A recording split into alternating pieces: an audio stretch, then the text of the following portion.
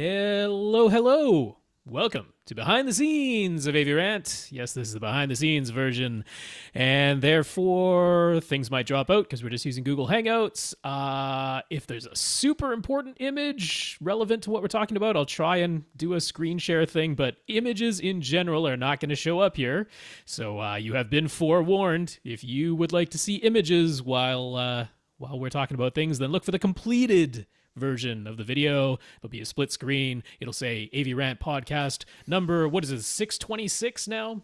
I believe so, yes. That's what it'll say. It'll have a title instead of saying behind the scenes. So that is your warning. You have been warned. It is behind the scenes. That makes this the rough cut. And yeah, there you go. Tom can start when he pleases. Okay. Welcome to another edition of AV Rant. I'm Tom Andry, and I'm here with Rob H. This is AV Rant. It's your home theater and AV questions answered. We're recording on a Tuesday once again, and it's my fault this week because I got a Switch. I got a Nintendo Switch. Oh, so what are you playing? Smash Ultimate. It's the only game I have right now. Yeah, I guess that's what everybody's playing these days. It is. There it is. I have a hard time tracking that game. I've seen people playing it on Twitch, and I'm like, oh, I am terrible. I keep losing the character that I think I'm watching. So I am. It's a little busy for my taste. I got it because I want to be able to play against my nephew when he's playing. I'm like, I better practice up. I got to find at least like 2 characters I'm halfway decent with. I'm never going to be good at this game, but I set it on easy. I'm progressing through the story. There you go. Yeah, so I think Jonathan sent me a link to a teleprompter. It's called Teleprompt Me, I think. Okay. I don't want to click on it because I think it'll screw everything up. But yeah, it's teleprompt.me. And it's an automatic teleprompter thing. You jump the text into it, and it puts it up there. And then as you read it, it will go away. Sure. Or it'll scroll for you, which is usually teleprompters. You have somebody operating it with a scroll wheel, just basically scrolling down as you're reading, and they're supposed to keep up with you. Well, this thing's supposed to do it automatically. So I'm like, oh, that might be good for this because it makes the text real big. And except for when you need to scroll back to like see a distance or something. Right. So we're gonna see. I'm gonna try it. I decided what I would do is I would stop recording in this hot home theater and go out in the main room and record out there. So I got I've been setting up since 9 a.m. It's almost 11 o'clock. I've been setting up since 9. It's a little bit before 9. And I got everything set up there. I got the OBS downloaded onto the desktop. I got the camera working. I got the angles right. I got a background set up. I turned everything on, and I'm blue. I'm like so super blue, and I couldn't figure it out. And I'm like, I got no time.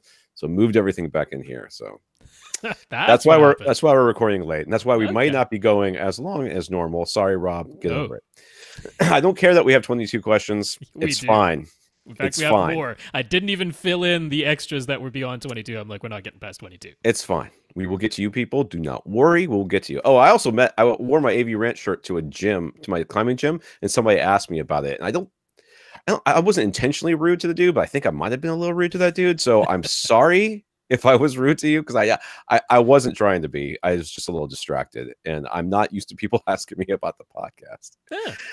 He seemed incredulous that there was such a thing as an AV podcast. I'm like, well, we're not the only one. Literally podcasts about everything these days. Sure are.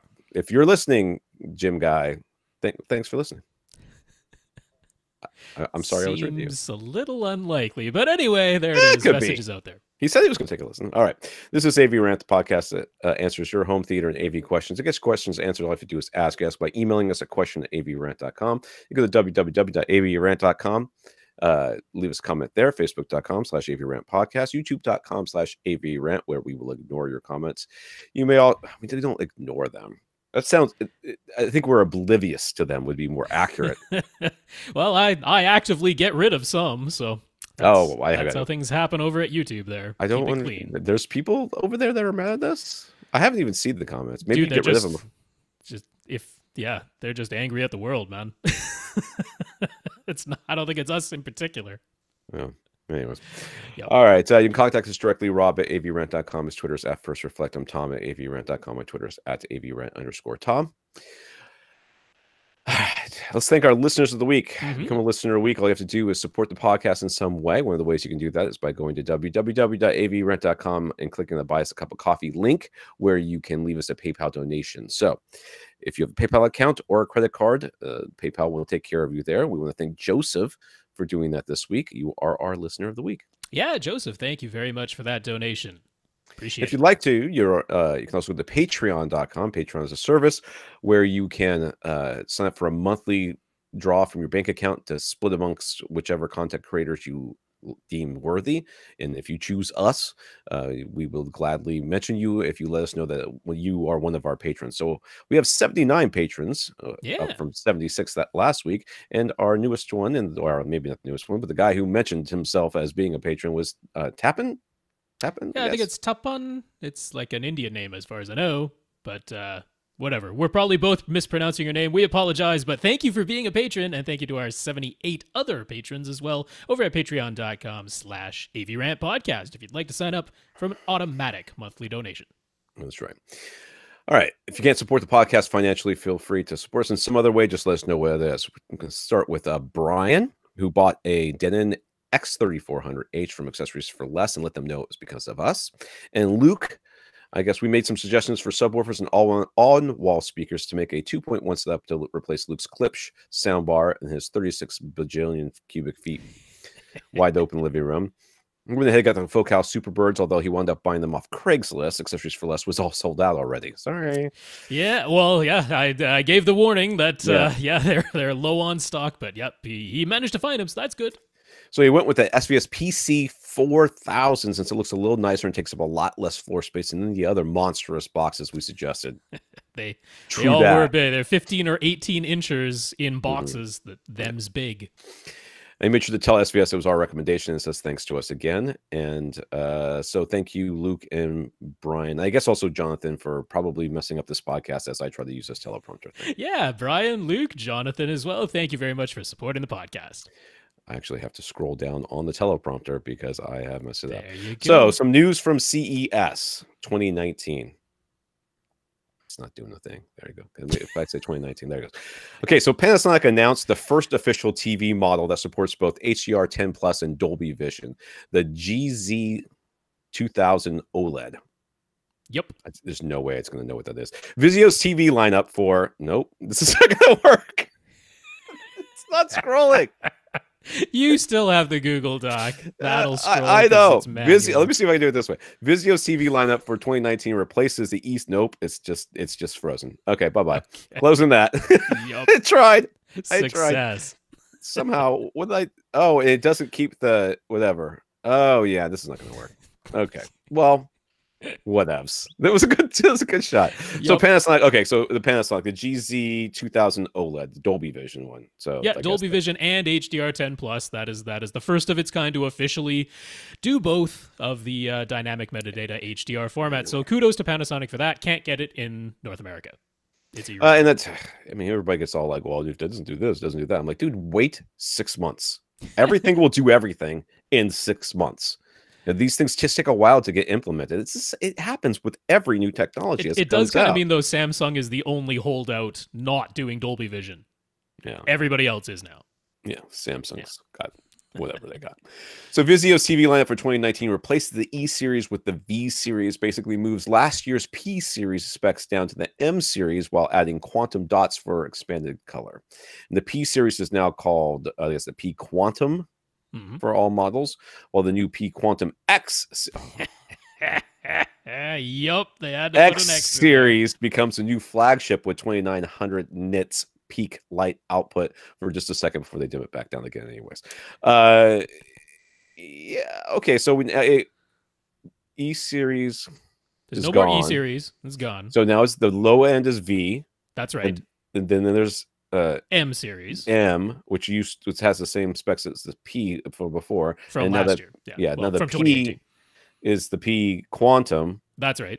And then there's a one above that called the P Quantum X. That's correct. You got it. That's what they've done. Quantum dots everywhere, everything brighter, more local dimming zones. That's that. All right, TCL showed off displays using mini LED backlights that allow for upwards of 1,000 local dimming zones. I was at a restaurant and they had TV. It was outside restaurant. They had TVs like mounted underneath the bar area, so they were covered, but it was still outside. I swear I could see the backlights on them. Oh, like, probably. You could see like there was like 9 dots. Well, especially like, if you're a little off axis. It's very easy to see the backlights usually on LCDs if you're a little off axis. Yeah, so. I don't know how off axis I was, but yeah. Yep. So 1,000 local dimming zones is nice, I guess. Yeah. So these are, I mean, they're just smaller LEDs. So of course, we've been talking about micro LED, which is that each individual subpixel, red, green, and blue, is its own teeny tiny little micro LED. This is not that. These are mini LEDs, not micro LEDs. These are just smaller LEDs, but it still means you can put more of them versus traditional LEDs in your backlight. So now they can have like 1,000 local dimming zones. That's what TCL was bringing to the show. I just had somebody contact me about. First, they contacted me about a streaming stick because they were using the Wii and that's dying or whatever, not supported anymore. So they got a Roku stick, and then they went and bought a new TV. So they got a TCL. I'm like, well, you don't need that stick anymore. It's got Roku built in there. It's got the whole thing. All right. Hisense showed some dual modulation LCD TVs. It's a regular 4K LCD display with an LED backlight. But there's a second 1080p black and white only LCD sandwiched in between that basically creates 2 million local dimming zones. So basically they put a black and white TV in front of a normal TV, and then they dim out they use the black parts of the black and white to basically control the light. That's like your local dimming is a full 1080p LCD panel, which kind of makes a lot of sense, doesn't it? Like, why not just have that modulate what is essentially your backlight, and then you put the regular color panel in front of it? Seems like it's double the chance for something to fail, basically. Yep, and requires more power. Well, yeah, and it's expensive. I would think that having 2 LCD panels instead of 1 inside there. So. Panasonic actually had a prototype of this idea back in 2016, but it's taken till now to make something that they could actually sell. It was still a prototype at CES from Hisense, but hey, they did it. It's a cool idea.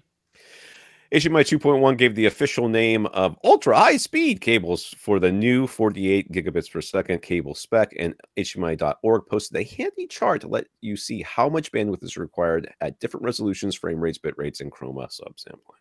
So, yeah. Yep. Sometimes people want to know how much does it actually take. So now we've got the names, right? We've got standard speed HDMI cables. Those are good up until, 1080p, I guess. Yeah, and then you got high speed, which is what we had before. Right. That's up to 10.2 gigabits per second. Yeah. Then you got premium high speed. That's up to 18 gigabits per second. And now you have ultra high speed. That's your 48 gigabits per second cable. And the next one's going to be ultra X high speed, right? Ultra X I, lowercase I, ultra X. That wouldn't shock me if they found a way to shimmy an X in there somewhere. They like their X's. Do you think people have to whenever they name something with the X, they have to give Emotiva some sort of kickback? You think Emotiva has some way of... You would think after the XFL, no one would put X in anything anymore but yeah.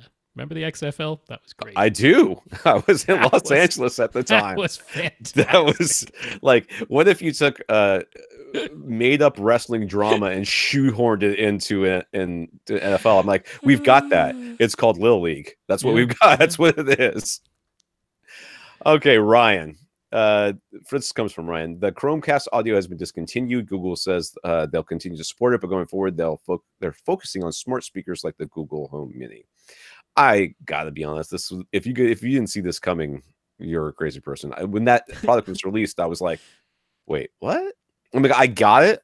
It does have a niche. It'd be nice if they just gave the Chromecast it like an optical audio output, instead of only being HDMI. Because the reason people liked the Chromecast audio so much is if you had a pair of powered speakers, you could just plug them in. It just had an audio jack. So I'm like, just give something that you make an audio jack. That's all you need to do, and then you don't really need the dedicated Chromecast audio. But whatever. They're like, buy a smart speaker of ours anyway. Nobody cares about sound. Just buy a smart speaker. That's their solution. Yeah, but it works out well for them. The profits are much higher. Probably. From Nathan, Trinov made the first official announcement of DTS X Pro.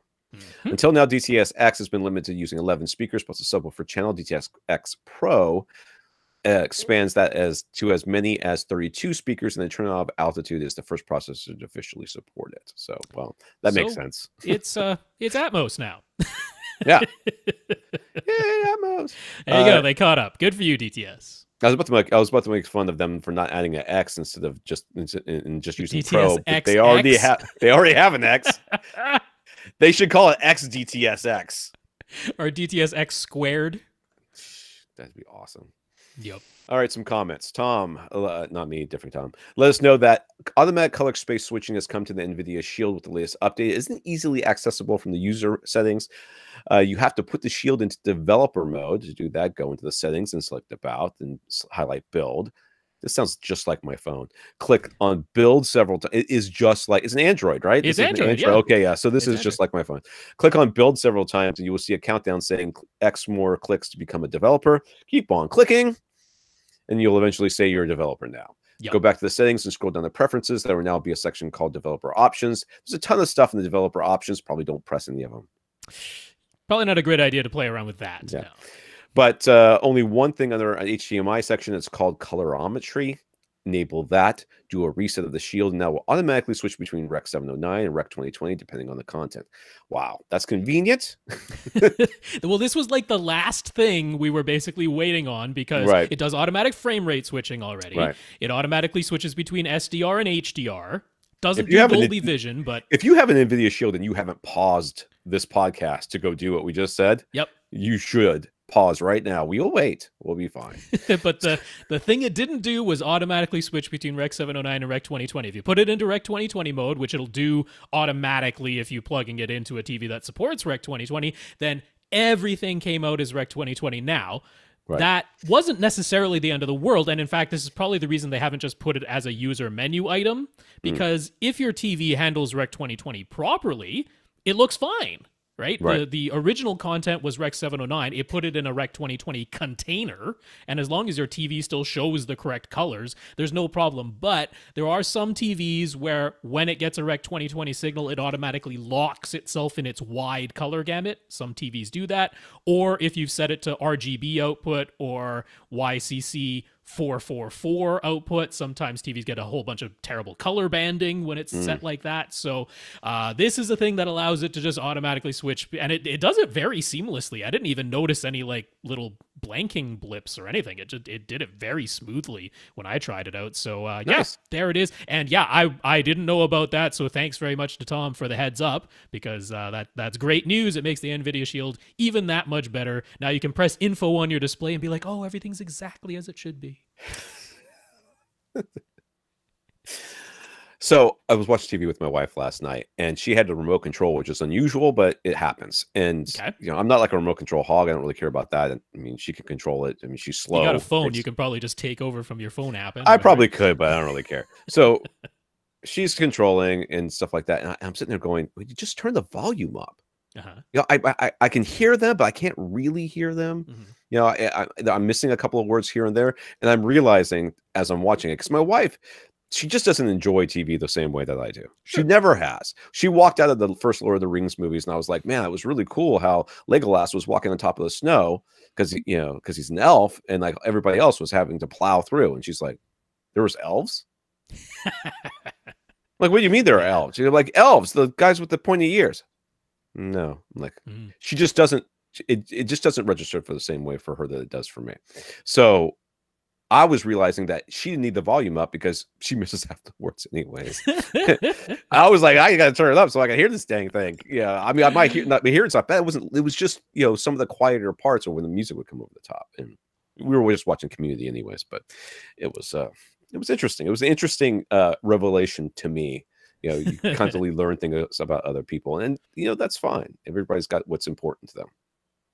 My wife, on the other hand, could go walk into a room full of people, and when she walks out, not only will she know everybody, but she'll have like some sort of genealogy in her head that she can recall 5 years later when she randomly runs into somebody. That's right. I can't remember your name 7 seconds after you tell it to me. So, yeah.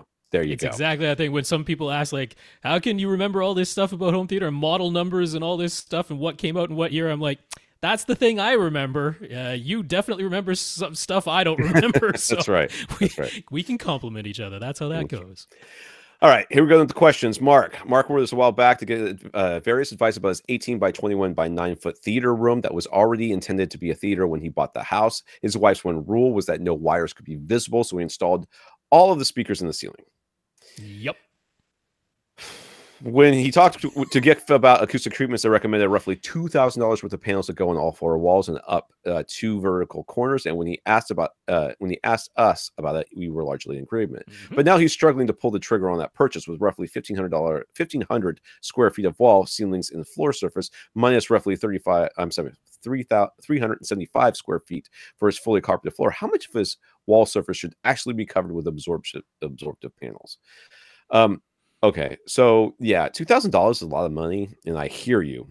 Yes. For everybody else, when he says he's got fully carpeted floor and all that, that is literally the only thing that is in this room, other than the projector. The walls, ceiling are bare. 100%, no pictures, no bookshelves, no nothing. It is tan walls all the way around. There's some curtains next to the screen, and there's a. Is that a phone on the wall? It looks like there's a phone on the wall. Yeah. Like with a cord and everything. I mean, it's probably used for like intercom or something. Oh, I'm sure. It's fine. I mean, but that's literally the only thing in this room. So yes, $2,000 does seem like a hefty sum. Can you knock that down? Yeah. You can DIY this whole thing and buy locally your rock wool or your insulation, the Owens Corning 7.0, whatever it is. 4, 3, or 1, I can't remember, and then build it all yourself. Will that save you? I'm gonna say it's gonna save you half. Might save you more than half. I mean, it's going to be pretty close. Because there's shipping there too, so if you're just picking it up yourself, that actually saves a lot of money not having to ship it. Right. I mean, it could save you more than half. Now, will it look as good? Well, the first one won't. By the end, you'll probably get pretty good at it. So it's not as, depending on what tools and how handy you are and stuff like that, it's not as hard as you think it is. And not only that, 90% of the time people can be in this room, it's going to be just about pitch black. So whatever you put on the walls is going to be fine. I mean, you can even get fabric that basically matches the wall color you already have if that's what you want to do.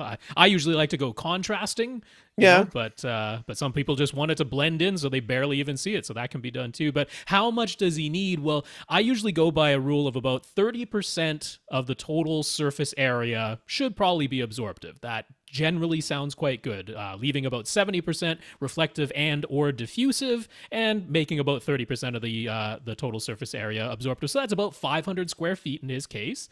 Subtracting the 375 square feet for his fully carpeted floor, that still leaves 125 square feet of panels, which if you put it in terms of 2 foot by 4 foot panels, that's between 15 or 16 panels. So if you're going with an even number, it'd be about 16 panels. Now, if we go with what Gick had recommended, I think they recommended 18 panels total, like including the corner base traps. Right. So we're not far off from what they recommended, and we're also right in the realm of what we recommended the last time we spoke. So nothing has really changed in terms of the number of panels we'd recommend and where to put them. We're still saying some corner base trapping on your side walls at their first reflection points, definitely behind your seat.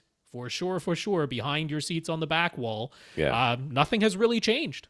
Yeah. So lastly, he asked, what are the pros and cons of DIY panels versus buying panels from Gick? If he goes DIY, he'd rather not build frames. Yeah, well, you got a problem there, buddy. So you could just buy insulation, maybe harden the edges with some resin, wrap them in fabric, and hang them. Glenn from Gick suggested that if he's not gonna have frames, he should use the Owens Corning 705. Dang, so close. Which is more rigid, but also much more expensive than the 703. What do we think?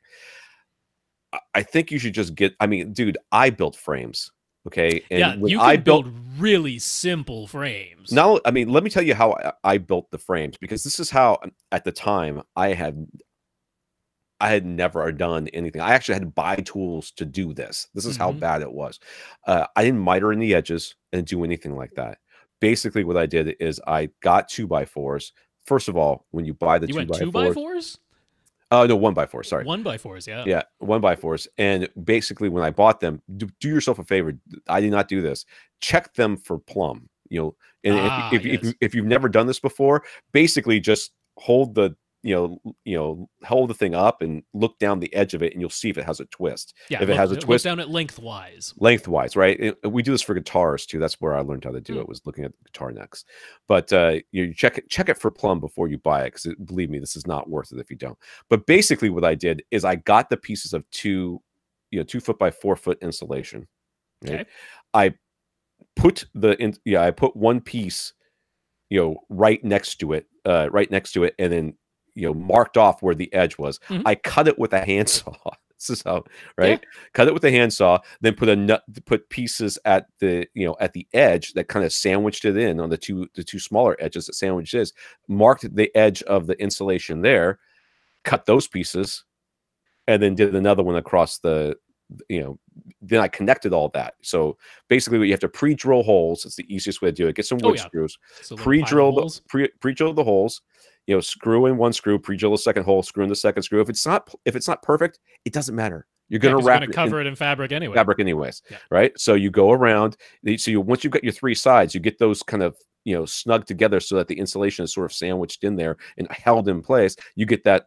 The 4th piece, you put it right to the edge of that one piece of wood, and you mark it on the other piece of wood. You cut it, and you once again you attach it, and now you've made a frame. Is it got a pretty corner? No. Nope. Will it necessarily be 100% perfectly square? Probably not. But you're going to take speaker grill cloth.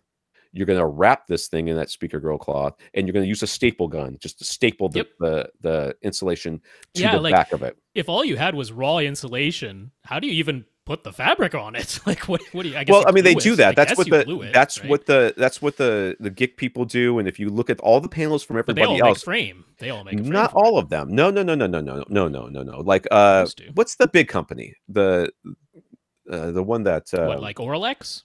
Oralex, their panels are not framed. They do foam though. But they also have some of their insulation ones. They put resin around, basically some sort of resin around. I don't know how they do it because they also miter it. Yeah. So they make it look pretty, and then they glue. I think they glue the fabric to it. It would have to, I would think. Yeah. So it becomes a thing. So once you're done with this frame, then all you need is picture hanging kits. Exactly. It's it's easier to hang. It's easier to wrap in fabric. It's easier, and it's less expensive because you don't have to get the harder insulation. You get the wire. You get 2 little eyelets, which you can screw in by hand usually. Yeah. You tie the wire, and there's a 1,000 videos online that'll help you do that. And then the last time I hung panels, and I hung 2x4 panels with I don't remember how much insulation. 2 foot by 4 foot, you mean? Yeah. 2 foot by 4 foot, yeah. But I think there's at least 2 inches of insulation. There might be 4 inches of insulation in there. As I got the little things that you poke through the wall that look like a comma. Okay. Basically they're picture hangers, and they can hold like 50 pounds or something like that. And you just push them through and turn them around, and they have a little hook, and you hang it on there. You're like, I don't like where it is. You pull it back out. You put it to the next spot. It's the easiest thing in the world. Now, is it going to take you a lot of time? Yes. Is your time worth something? Probably. Once you've built like 2 of them, though, you start flying.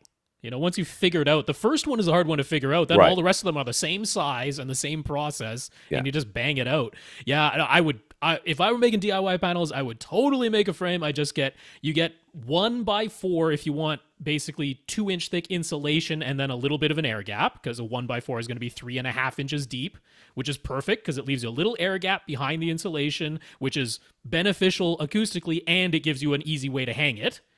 And then if you want to build 4-inch thick bass traps, you get 1x6s. Same thing. They're 5.5 inches deep then.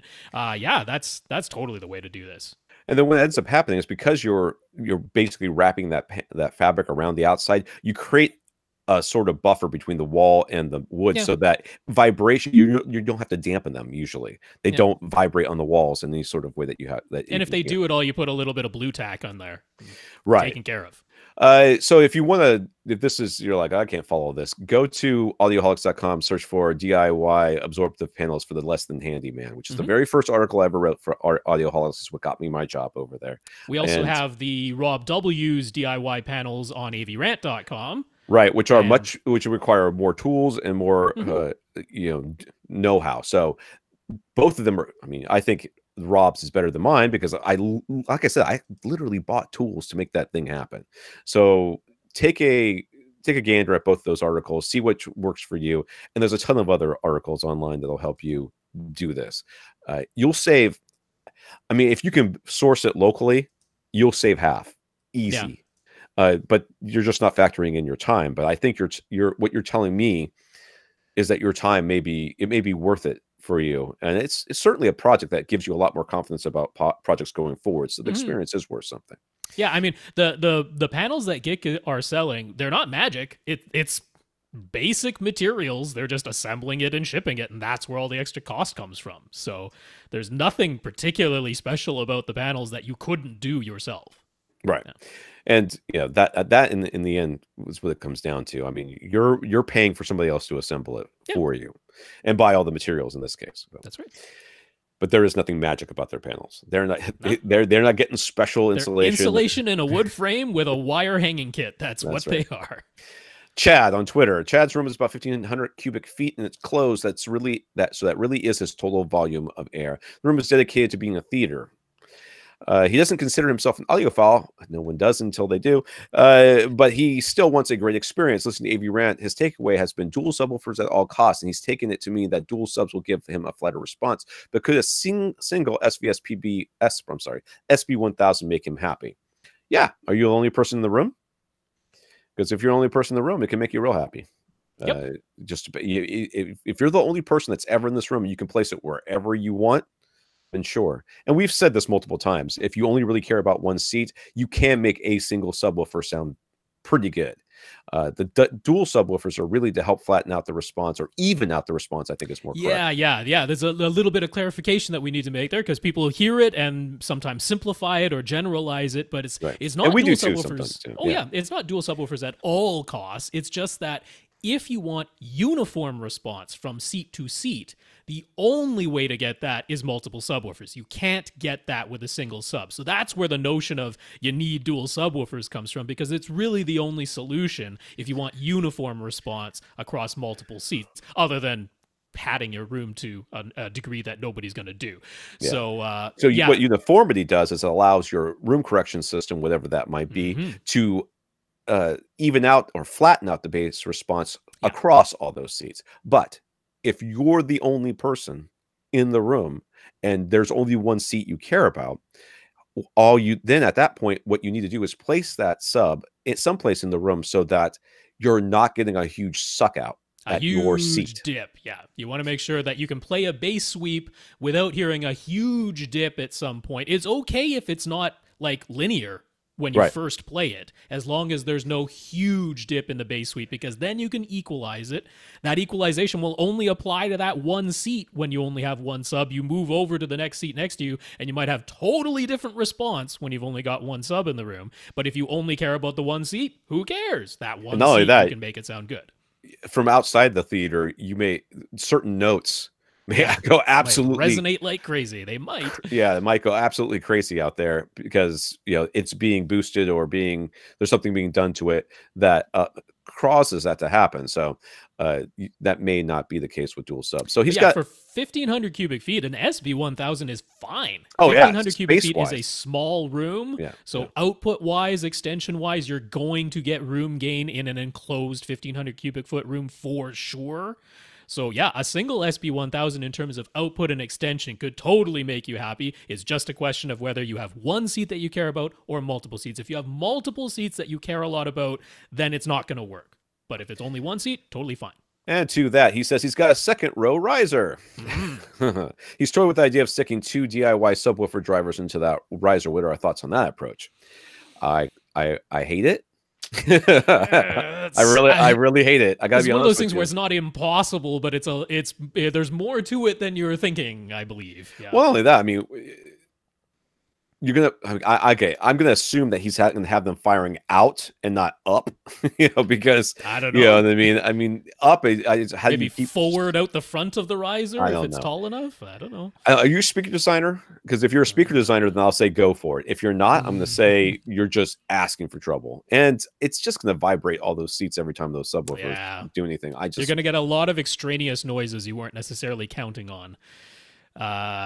I'm not in favor of that idea. No, I'm not either. No, I'm not. So lastly, he asked, could the single SB1000 pressurize his room? He isn't even sure he'd recognize what that means. The answer is yes. And the recognizing it is you will feel the bass. Not just hear it, you will feel it. Well, in particular, really, really low stuff that you've likely never noticed before. Right. Because feeling a kick drum, we've all experienced that, and that's going to be pretty obvious. And that's part of pressurizing the room. I mean, pressurizing is just, we're talking SPL, sound pressure level. That's all it is. It literally just means playing loud enough that, all the notes are playing at the level that the signal requested, that you're not losing energy because of the size of the room. You're, in fact, in this case, probably gaining some energy in the low, or not gaining, but getting some residual energy that's hanging around a little bit longer than the signal says to, and makes it seem louder. But yeah, it's the really, really low stuff where you're gonna notice maybe that your vision is kind of blurring, like seems like it's vibrating, or you can like literally feel your teeth kind of buzz. Like that's the really, really low 20 hertz and below stuff, which is fun. It's fun when it happens. Yeah. All right, John. John says he's become the go-to guy amongst his friends and family for tech stuff, but pretty much anytime he makes a recommendation, they don't want to spend that much. Yeah, we know. Case in point, his brother-in-law now wants a subwoofer after John recommended it, but he doesn't want to spend more than $200. So just tell him he doesn't want a subwoofer, and that's fine. John already made recommendations for the TCL6 Series TV, which was purchased on sale, and the Purion Intimus speakers, which were found on Craigslist. Those were big hits, but now he's struggling to find a subwoofer newer used, though, if it's $200 budget, and be able to contend with a 20-foot by 12-foot by 8-foot room that is open to a hallway, because it doesn't exist. It's the open to the hallway part that the $200 does not exist. He's considered the monoprice 9723 that is recommended by Brent Butterworth as his best budget subwoofer. I'm not going to cut it though. He's keenly aware that his brother-in-law and his family don't want a huge box, and the 9723 is pretty big. Then the other options he's overlooking. He knows we jumped straight to SVS PB1000. That's too expensive and too big. And the other suggestions, maybe two of the monoprice premium select 8-inch models for $1,000 each. $100 each. I'm sorry, $100 each. He's looking for $200 total. Right. Yeah. Don't get the little 8-inchers. That's not gonna do it. No, we're not doing anything. It's just they're just gonna fart out a bunch of noise that they're gonna distort. I mean, maybe they won't, but they probably will. Let's be honest. That 9723, I mean, as much as I respect Brent Butterworth, and I mean, yeah, if you only got $100 to spend, there are certainly worse $100 subs. I'm not saying that. It's just, I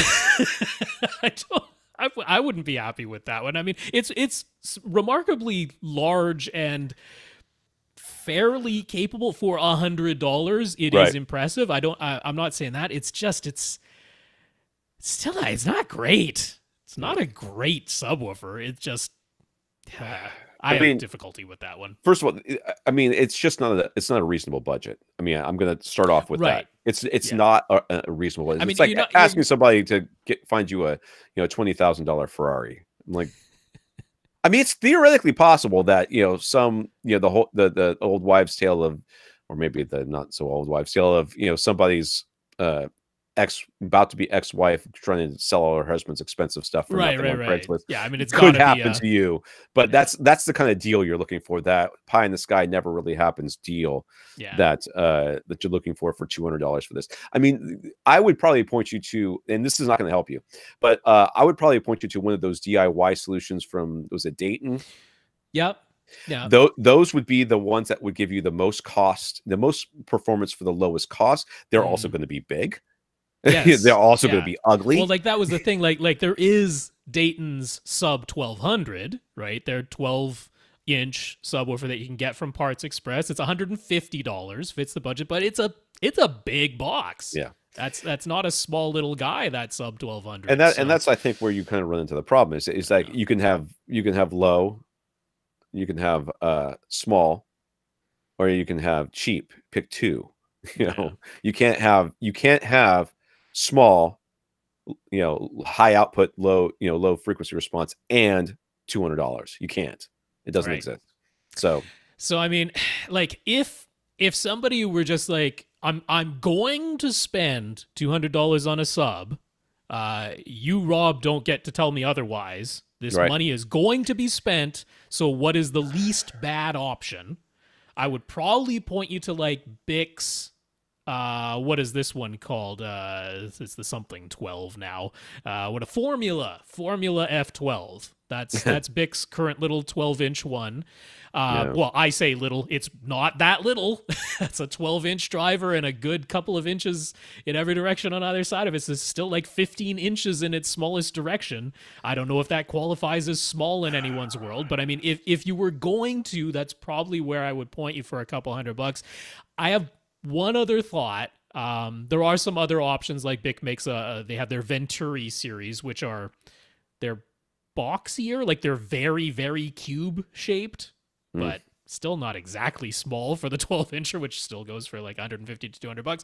So there is something you could do which would give you some rumble in your butt, right? Okay. It give you a little extra, and that's one of these low profile subs, both Monoprice and Dayton. Oh, they slide them underneath the couch? Is that you like slide it underneath the couch. It's a 10-incher. They're actually even like wall mountable. Theoretically, they come with a bracket that you could hang them sideways on the wall, but they're more or less meant to go under your couch. What about butt kicker? Yeah, I mean, you're not going to get any audio sound bass from under that. Hey, I hate to break it to you. You're not getting any sound out of these other ones either. Okay, You are. I mean, down to a good 35 hertz from that 10-incher. I mean, given that you're not going to pressurize the space, it's open to a hallway, so that's out the window. And given that none of them are going to have 20 hertz extension, that's out the window. And given that we don't want something that's just going to fart out a bunch of noise, because what's the point of that? I'd kind of almost rather get this 10-inch, it's $150 from Monoprice or from Parts Express Dayton, that you put under your seat. You're going to notice it. It's going to extend what your bookshelf speakers can do. It's not going to sound awful because it's a halfway decent sealed design. So I'm like, it's underneath your couch, man. I mean, it's just, I don't know. I know. I'm not saying I'm like gung ho about it, but if this is what's going to happen, then I basically point you to either the Bic Formula F12, which is $200. That's a decent sub, but I don't know if it qualifies as small. Or I'd go for the 10-incher that goes under your couch, which definitely qualifies as small. You're not even going to see the thing, and it'll give you some rumbles. I guess I would set up a Google alert on your brother-in-law's computer that HSU, basically says SVS, and Power Craigslist. Sound. Is anything from Power Sound? Power Sound is not going to be small no matter what you do. No. That's out the window. None of these are small, though. I mean, that's what it comes down to. There's none of I mean, like an SB1000 is small. I consider that small. Oh, sure. But you could either do specific models or you could do like the cylinders. The cylinders are small. They're footprint. Nobody consider when people see the cylinder, nobody calls that small. It's just different. It's a different shape that doesn't take up a lot of floor space. Right. All right, Damien on Twitter. Many speaker brands offer multiple sizes of center speakers within a single speaker series. If your front, left, right speakers are the bookshelf models, it's okay to use the largest center model from that same series. In general, yes, 100%. Yeah, for sure. I mean, it's not going to hurt anything. Right. So a lot of times I will recommend that you get the biggest center that you can. And the idea here is that if you decide later on to upgrade the rest of your speakers or whatever, your center won't be lacking. But more importantly than that, dialogue intelligibility is one of the most noticeable things. If you're going to play any speaker in your system louder than the others, it's probably going to be your center. Yeah. So having a nicer center is usually better. There are some brands that I don't necessarily agree that's a good idea. Like Axiom has different centers. But that's just because their center speakers are terrible designs, except for one. They have one decently designed center speaker.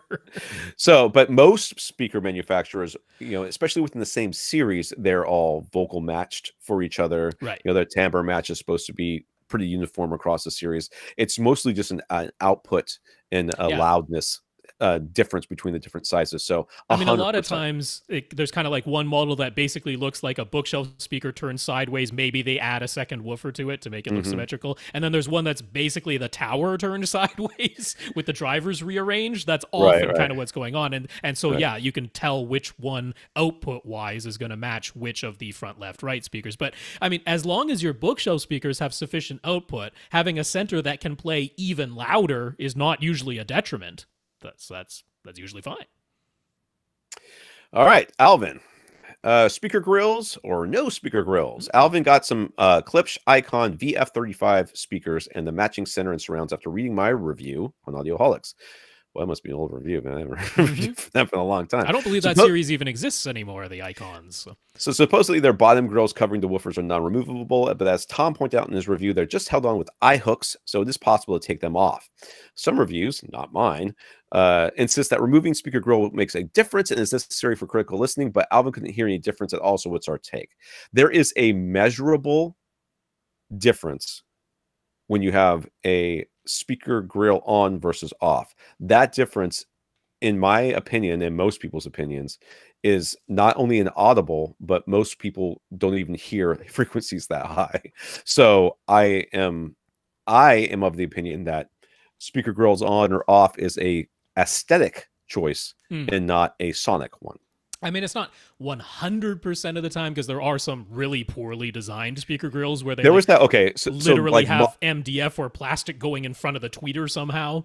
I've seen the ones like I think Monster made a speaker. It may have been Thiel or somebody like that had a speaker grill that was like little springs that were strung out between the full length of the thing, and they would vibrate and bump into each other, and that was like the first really clear-cut case that you had to take the speaker grills off because they were quite possibly the only speaker grills to ever make noise as you played your speakers. So yes. And there are some cases where something in the speaker grill is actually meant to be an integral part of the speaker. Like they use it as a waveguide, essentially. Like Paradigm did that. They're not doing it so much anymore, but Paradigm would often say in their manuals, like, these are meant to be used with the speaker grills on because it's essentially acting as a waveguide for the tweeter in there. Or like PSB's Atmos speakers won't work without the grills on because all of the foam that blocks the sound from going forward instead of upward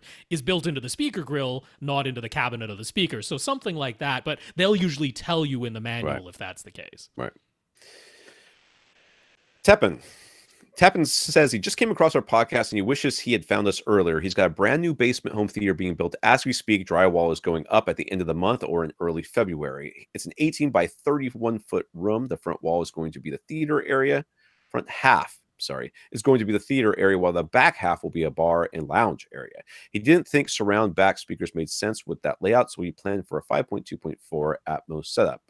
So the behind the theater will be the lounge and bar and lounge. Yep.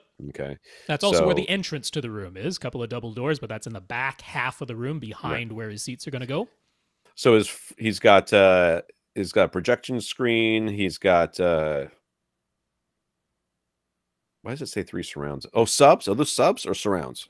No, he's got so yeah, in the diagram that he gave, I'm not sure why it says Sir, but those are basically his front 3 speakers behind transparent screen in the diagram that he's given, but he's got questions about more or less everything that he's planned out here. He wants to double check. All right, well, let's go with what he's got. He's got the acoustically, his seat is probably smack dab in the middle of the room. It looks like very, very close to smack dab in the middle of the room lengthwise, yes. Right, and he's sitting about 12 to 14 feet from the screen. Behind the screen, he's got his 3 speakers. He's got 2 subwoofers in the floor, flanking, it looks like, or right underneath the ends of the projection screen. He's got just to the left and right of the projection screen is where he's temporarily put the plans for the 2 subwoofers. He's got surround speakers on his back wall just behind his couch. He's got Atmos speakers flanking his couch right above his head, and then another Atmos speaker probably right where his feet would be if he reclined. So yeah, the Atmos speakers seem very close together, at least according to the diagram. I'm not sure. I mean, it might not be 100% to scale, but yeah, so we don't really know. Looks pretty to scale. Looks pretty to scale. So he says he is cost conscious, but willing to spend a bit extra if it will really make a big difference. His plan is to have a false wall with a 130-inch acoustically transparent screen, all 3 front speakers behind the screen, and 2 subwoofers on either side of the screen, both up front. The seats, a single wide couch, would be about 10 feet from the screen and about 15 feet from the physical front wall. What are our thoughts in general on acoustically transparent screens versus regular screens? Is doing the false wall really worthwhile, or would putting the front, left, right speakers on either side and at the center below a regular wall-mounted screen be just as good while being less expensive? Okay, so based on what we're seeing with this, your couch is about as wide as what the screen looks like. So your front three speakers behind the screen are going to be a little bit tight. That might not be the case. This might not be the scale. So I am, generally speaking, 100. I mean, I really don't care if you acoustically transparent screens are fine. That's that's a short version. Putting speakers behind it looks, gives you a nice clean look. I think it's very professional looking and stuff like that. So I think it can work very well. I've got no problems with you doing it. I just want to make sure that your speakers are wide enough that your seats are, every seat on your couch is in between your front left and right speakers. Right. But other than that, go for it. Yeah, I mean, the very next question coming up is like his planned screen size and his seating distance, and there I would make some very small adjustments, because I'm thinking it'd be nice, first of all, to not have your seat smack dab in the middle of the room lengthwise, which is pretty much where it is right now. I'm thinking if you give yourself a 12-foot distance from eyes to screen. Okay. Even when you've got a 1.5 or 2 feet from the screen to the actual physical front wall, now you're at least a little ways in front of the halfway point. You're actually giving yourself 15.5 feet would be in the middle. So right. So now you're at 14 feet or 13.5 feet. So you're just a little ways in front of the exact halfway point. Now that does a couple of things for you. First of all, it gets you out of the very middle of the room for acoustics purposes, but it also makes it so that you can have a nice 45-degree field of view, which is if you want your front left and right speakers to also be behind your screen as well as the center, then you pretty much want your screen to be at least 45 degrees wide in front of you, because that's how far apart your front left and right speakers should be at a minimum. So that, in this case, if you're 12 feet from eyes to screen, you'd want a screen that is 120 inches wide, which is about 137 inches diagonal. Okay. So I'm going a little bit bigger screen, although not crazy, and not to the point that your projector isn't going to be able to illuminate it.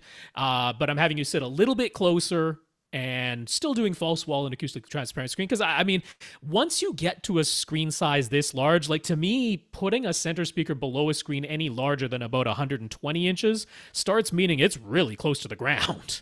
Yeah. Just from the sheer size of the screen, if the center speaker can't go behind the screen, it has to go below it, you're starting to basically put it on the floor. So now that I'm talking about a 135, 137 inch screen, I'm like, yeah, it'd be real nice if it could be behind the screen, which is something you already planned for. So, yeah, a few little adjustments there. So he'd be willing to do a DIY screen. Would that be okay, or would a fully manufactured screen be way better? It's not about who made it. It's about the material. Mm-hmm.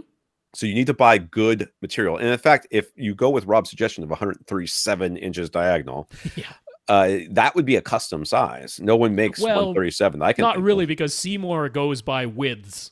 Oh, they don't go by diagonals. Okay. So it would actually be exactly that. It'd be their 120 inch wide screen. Yeah. Okay. But it would still be cheaper to do it yourself. So I got no problem. As long as you have the ability to do it yourself correctly and have everything, correctly tensioned and everything, I got no problems with you do DIY. Not only that, Seymour AV sells their acoustically transparent fabric, which we like the best. We think it's the best acoustically transparent screen fabric that you can get, more or less. They sell it just as loose fabric that you can attach to a frame that you make yourself. They will totally sell you their fabric as DIY. It's right on their store page. You scroll down to the bottom, they have DIY fabric, and you can buy it there by the linear foot. They tell you how wide the bolt is, so as long as that's the height that you want will fit within that. You get however many linear feet you need for the width of the screen. With the acoustically transparent fabric, you might want to tilt it a little bit diagonally, because that gets rid of any moire effect. You don't want the weave of the screen going exactly up and down and exactly left to right. That'll create some moire pattern. So you tilt it a little bit diagonally on your frame, which is great because the widths that they give for their fabrics are already large enough that you'll have that play. So he's considering the Epson Home Cinema 4050 projector, but also considering moving up to a JVC if it would be super duper worth it. What would we recommend? Again, it kind of depends on to me at least. I mean, the JVCs, I guess their benefit is the great black levels, right? Is the big deal with them. Great black levels and the native contrast of the image. You know, just when black is next to white, they have the native contrast to do How are you going to be using this home theater? You know, you can have lights on because it's a lounge back there behind you. That's exactly. I mean, if the general purpose, if it is going to be multi-purpose, meaning there's going to be a movie going on while there's people in the back having drinks and stuff like that. Or is it sometimes we're down here having drinks and sometimes we're down here having a movie? Right. Then the JVC makes sense to me. Because if you're going to have full light control, the JVC definitely makes sense. But if it's not, if it's going to be sort of multi-purpose and there's always going to be some ambient light in there, then I think that going with the Epson is fine. Yeah, I mean the 4050, you know, not that it's a bad projector by any means. You know, this is the one that's replacing the 4010 or the Pro 4040. This is the Pro 4050. That should actually be Pro Cinema, not Home Cinema. I typed that up wrong. But yeah, it doesn't do 4K at 60 hertz with HDR. It still has that limitation. Now, that probably doesn't matter for movies at all, but if you're doing any gaming, and I do believe he mentioned gaming in here, wouldn't necessarily be my top choice because you've got an Xbox One X. You're going to want to be able to do 4K at 60 with HDR, and the Pro Cinema 4050 cannot do that. So the two options I would have is I would definitely consider a JVC because I do think it's worth it, and you'd be looking at the like RS 440 or the its sister model, the X590. You don't have to go, you know, higher up in the lineup, and that keeps the price somewhere between $3,000 and $4,000 these days. I'd recommend contacting AV Science because they're a great JVC dealer and who usually has good prices. So now we're talking being, you know, $1,000 or $1,500 more, which is a lot more money, but would be totally worth it. The other option you might look at is waiting for, still don't know where it is. I was expecting it at CES, but Epson's 5050 UB.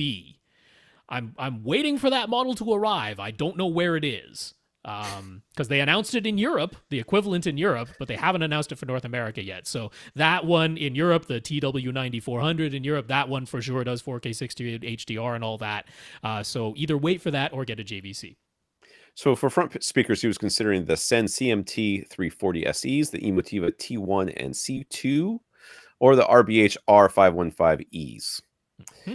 For surround speakers on the side walls, he'd like either in-wall or on-wall. Any strong opinions about what he should get? Well, with you go RBH, you have a lot of options as far as, and Ascend as well. Mm-hmm. In-walls, on-walls. Oh, RBH has on-walls? They do. They have their Ultra One on-walls. Yeah. Yeah. And then they have the bookshelves and everything else that they have. Oh, yeah. I mean, yeah, RBH to me is a no-brainer. Ascend would be fine. Emotiva would be would not, compared to the other two, I don't think it's a little bit of an also ran for me. Yeah. Yeah. It's fine. If you got them, I'd be like, great, you got them. That's fine. Those are fantastic. But if you had gotten these other ones, I think that out of the three that you chose, I would lean towards RBH before Ascend. I think Rob would lean towards Ascend. Yep. And then neither one of us lean towards Emotiva. So there you go. That's right. Yeah, I mean, the Ascends are a little bit less expensive, and they have their HTM 200s, which would be an on-wall solution, not an in-wall. Right. But you said on or in is both reasonable. So HTM 200s as your on-wall surrounds, and then the CMT 340s are a great choice. I mean, if there's a knock against them, it's that they're ugly, but they're all going behind your screen, right. So who cares what they look like? And they're a flat matte black, so you know, not going to be reflecting light, but yeah. RBH has a flat black finish as well. I mean, if you got R515 Elites as your front three, I'd be like, that's a great choice as well. A little bit more expensive than the CMT 340. So if you're pinching every penny, the Ascends come out there. But I mean, I wouldn't put one of those head and shoulders above the other. To me, they're going to be quite equivalent to each other, and no bad choice there, right? So. Yeah. All right. RBH or Ascend, take your pick. He already has some JBL SP62. Is that what those are? II2? Yeah, there's an II, or he had 3 eyes. I don't know. I could only find the ones that had 2 eyes, but whatever. Right. JBL SP6 something, IBL, and SP8 whatever. I don't know, however many in-wall speakers on hand, the Galaxy Quest. Yeah. He was going to use them somewhere else in the house for a whole home audio, but should he use a pair of those as his surrounds? I would more likely use them as Atmos speakers. I mean, than that. But in walls as Atmos. I don't know. I mean, why not? You could put them up there. Guess. I don't know what these things look like. He did say basement, didn't he? So he doesn't have to worry about code as far as backer boxes go. So yeah, that's true. That could be fine. Even that. Yeah, I guess I'm usually such a penny pitcher around here, but honestly, in this case, I'm like, you've got a brand new theater, and you're gonna go pair of affordable speakers that'll perfectly match your fronts. Yeah, it's hard for me to go that way. So you could put them in the ceiling. That'd be all right. Yeah. See, he's got 2 pairs of them, right? So that would be he'd be done there. So he needs 2 pairs of in-ceiling speakers for Atmos. What should he get? In that case, I think you could use JBLs, or the ones we always recommend is which columns? The AVRant. Outdoor Speaker Depot. Outdoor Speaker Depot. Yeah. I don't know. I mean, those are, in this case, they're a pretty significant different design from either the RBHs or the Ascends. So I'm kind of in favor of ponying up for the AVRians if you go with. Yeah, I don't know. They are Atmos speakers though, so who really cares? Yeah, I mean, it's just because this sounds like it's going to be a really nice basement. So I'm like, when you're talking $50 difference in the price, why not go for the really nice version? But it's true. If you want to just save that money, the Outdoor Speaker Depot ones would be the Ace 650s at this point. Yeah. Yep. I won't say no to that. So he's planning on getting 2 10-inch subwoofers of some kind: IHS VTF1, SVS PB1000s. I don't think he understands how big that box is. Monolith 10-inch or Emotiva S10. What we'd recommend? This is a bigger room though, 18 by 31. Yeah. First of all, let's talk about placement. Can we talk about placement, or has he got that question? I would get the piece. First of all, I would get the cylinders. Yep. I would have cylinders. You're willing to spend a bit more if it's worth it. This is where we're going to say it's worth it. It's worth it, yeah. I would place them not at the front of your room because it's not a good place for them. Yeah. But I would put them at the midpoint of your side walls, the 2 cylinders. I would put them right there. And then people ask you whether they're planters or something. And this is yet another reason why moving your seat a little bit forward. Because in the diagram, he's got it at 14 feet from the screen and 15 and a half feet from the front wall, which is bang in the middle of the room. Now we're talking 12 feet from the screen, so we moved it 2 feet forward, which means if you put the 2 subwoofers bang in the middle of the room, this is along your 31-foot wall, so you put them at 15 and a half feet from the front and back on what'll be your 2 side walls. Now they'll be just a little bit behind where your seats are. You'll still have a walkway because this is a nice wide 18-foot wide room.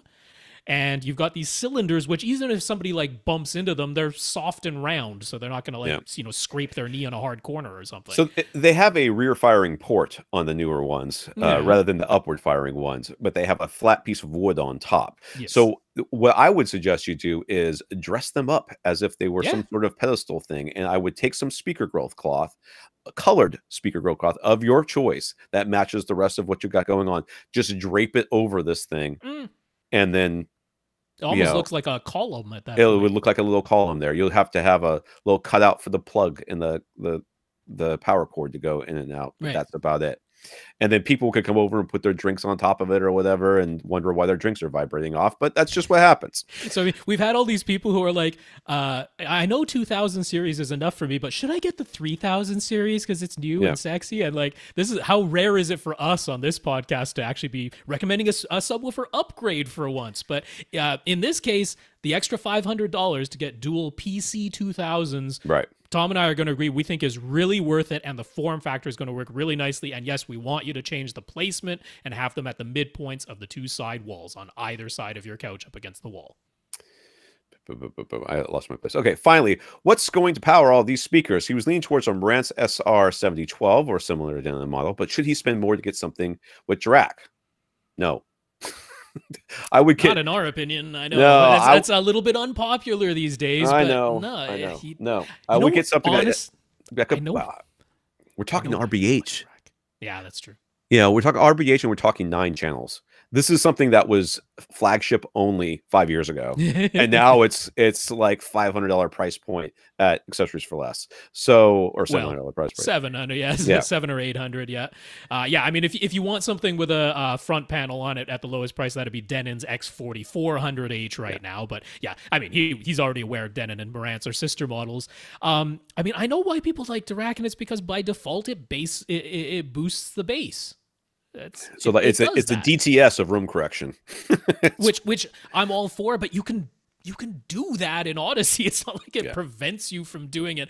I swear that's what people like most about it. I saw somebody being like, "Oh, Dirac does impulse response control." I'm like, so does Odyssey. That's not new. It's fur filters. Nobody's doing anything different than fur filters. So it's the target curve. It's the default target curve. And the fact that Dirac used to have more manual control, but now that the Odyssey app exists, you got that manual control there too. So I think that's a great choice. You know, SR7012 or Denon X4400H. I think that's a great choice. And go with that.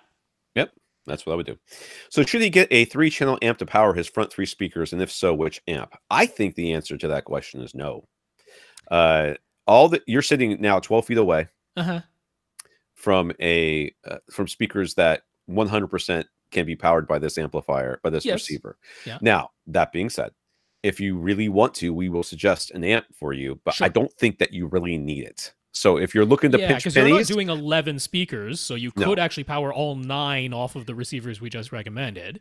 So this is the Christmas present for next year or the year after that. This is birthday or Father's Day or something like that. This is this is the add-on that you get, the toy that you get to add later. This is not what you buy because you need this to work for your home theater. Your home theater will work without this. Yeah, this is get it and try it, and then if you're like, my receiver's getting really hot because I like to crank it, then okay, all right. Now there's an argument for maybe getting, or like Tom says, maybe it's just a nice Christmas present that you give to yourself or get someone to give to you. Something like Outlaw's Model 5000 is a nice value. That Emotiva Bass X. Yeah, there you go. You got your chance to say it. But the A5175, it's out of stock right now. So the Model 5000 from Outlaw is pretty close to equivalent. That's a nice value. It's actually 5 channels, which you don't super duper need, but most of the 3-channel amps these days are more expensive because they're higher power, which you don't really need. So that's an option. Bastian, and he's from Germany. Bastian wrote us a while back asking which subwoofer or subwoofers to buy for his open concept living room, dining room / kitchen. It's all the same thing. This is Germany. They got small places, I guess. I don't know. While letting us know that the space behind his TV was where he'd like to put the sub, we recommend go with this SVS PC2000 cylinder. And there's behind, he's got like a little, like very low to the ground, like boxy little entertainment unit. His TV's on top of that. He's got KEF, it looks like self-powered speakers on either side. Well, those are LS50. Yeah, I think they were the self-powered version, the LS50. And his couch is only a few feet away from this thing. I mean, it's real close. Everything's real tight. Yeah. And then behind that though, there's a window about, looks like maybe 3-4 feet behind the TV stand thingy. Yeah. And that's all filled with plants. Okay, that's the way it was. I don't know the way it is now. A PC2000 will just fit in there nice. You'll barely even notice it with the plants around it. So he says this is an apartment. They don't have the best soundproofing. One of their neighbors is a professional pianist, and they can easily hear him whenever he plays. He's not. At least he's a professional, so it doesn't sound too bad, right? Except by learning the violin. Yeah, so no matter which subwoofer he gets, he won't be cranking it. But would a downward firing design like the PC2000 be especially bad since the driver is pointed straight at the floor? With a subwoofer, the forward firing driver and port bother the downstairs neighbors less? And the answer is no. It does not matter what direction. Yeah, this is an unintuitive one though, so I can see where you're coming from. Yeah, you would think, it's pushing the air right at the ground, therefore, whatever. That air is being pushed in every direction all at once. It's just coming from that. Yeah, no matter which way the subwoofer driver is facing, think of it like a sphere of sound coming out, because the bass sound waves are so long that they just wrap around whatever they came out of.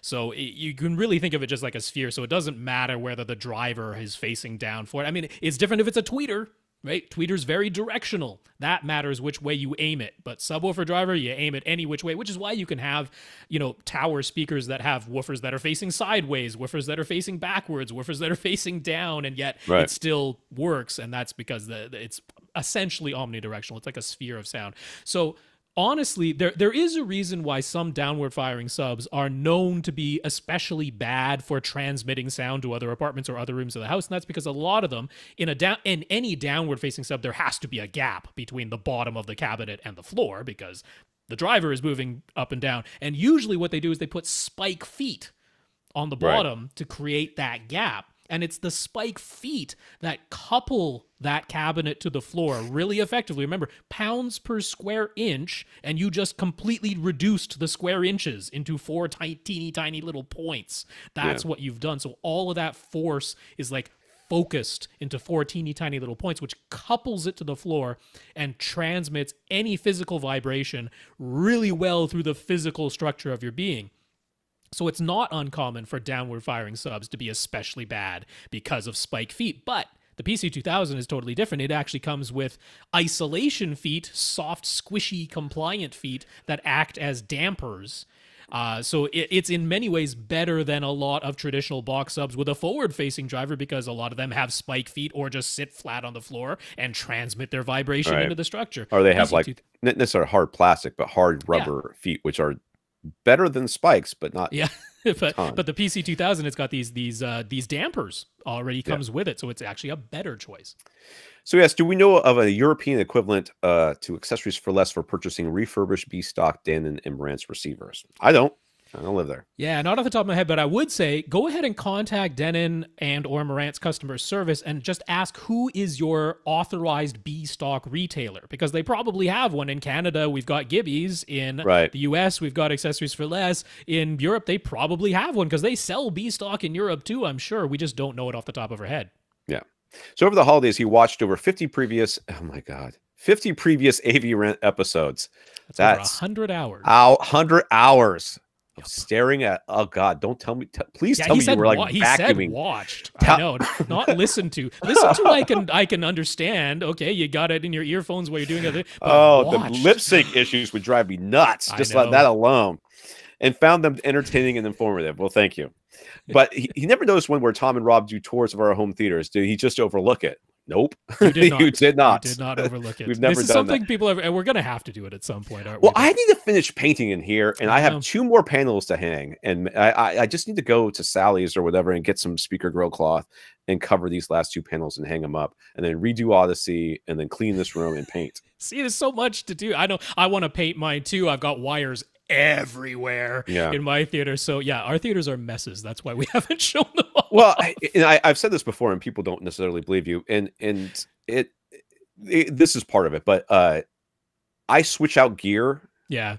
Not as much as I used to. When I used to work for Audioholics, it was all the time, and people are like, "Oh, look, take a picture of your system." I'm like, dude, my wire management is a nightmare. Like I just gave up. I just dump it all back there. I always start off with the best intentions. I'm going to label everything and have it all with twist ties and perfectly. No, it's a rat's nest. It's terrible. Yep. So I'm certainly embarrassed. Do as we say, not as we do. That's right. We're always envious of these beautiful theaters people show us that we helped create. I know. All right, Steve. Steve had a nice home theater around 10 years ago. A Sony projector, net electronics, and all clips, THX Ultra 2 speakers and subs. It was about $35,000 worth of gear. He sold all of it when he was going to move, and now he's been out of the game for a while and starting from scratch. The only home theater gear he still owns is some speaker wire. It never goes bad. That was $20,000 out of the $35,000. I bet it was. Yeah, I'm joking. But MIT speaker wires. Please tell us it's not. It might be if he's actually kept it. He's got a dedicated room to make he did not need special wires for Klipsch THX certified speakers. But you never know. Someone might have got to him. Can you imagine? That NAD dealer might have been like, this is what you need. All right. He's got a dedicated room to make it into a theater, though. 12 by 20 by 7. This sounds like a basement. With full light control. This also sounds like a basement. He wants a projection set up again with acoustically transparent screen this time. And he'd like to match the dynamics and maybe even increase the bass output he used to have with this old Klipsch, a THX Ultra 2 setup. That should not be a problem. The catch, he's got $10,000 to budget for everything, and that doesn't include the room decor or seating. So what would we recommend? This is gear, $10,000. He came from something that was 35,000. So he's like, this is a budget downgrade, but he wants he hopefully a performance. But he's just looking for upgrade. gear. He's not looking for. Is he looking for seating with this too? No, he did, would not seating, not decor. Not Although false we don't wall. know what acoustically, acoustic panels and that. I don't know what budget that goes into. Maybe sneak them into the decor budget. Yeah. All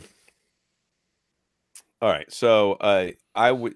So it's 20. He's going to take off 2 feet of this minimum for his false wall. Sure. So we're now looking at 12 by 18 as far as like what the room looks like from the inside. Yeah, what it looks like to the eye. So he's either if he didn't say how many rows of seats he wanted, right? No, he didn't. I mean, you could fit 2 rows in here. It's not, non-doable. So if you're gonna do that, then basically your entire front wall has to be acoustically transparent. It's not going to be just the screen. You're not going to fit everything by the screen because you're going to end up sitting pretty close if you want 2 rows of seats. Right. If you want that whole front wall to be a screen, then you're going to be sitting pretty close to the back wall, and you've got 1 row of seats. So I'm not exactly sure what direction he's going in here, but I don't know. Let's say he's got 1 row of seats. That'll make things a little bit easier for us, sure. I guess. So he'll be seated about. So the thing is 20. So he'll be seated probably about 12 feet from the front wall, but it'll be 10 feet from the screen. That sounds perfect. Yeah. I was going for a 10-foot eyes to screen. Yeah. Right. That's where I put a couple of feet behind the screen to the actual physical front wall. Yeah. So now you've got 8 feet behind, a little bit less than 8 feet behind your couch, right?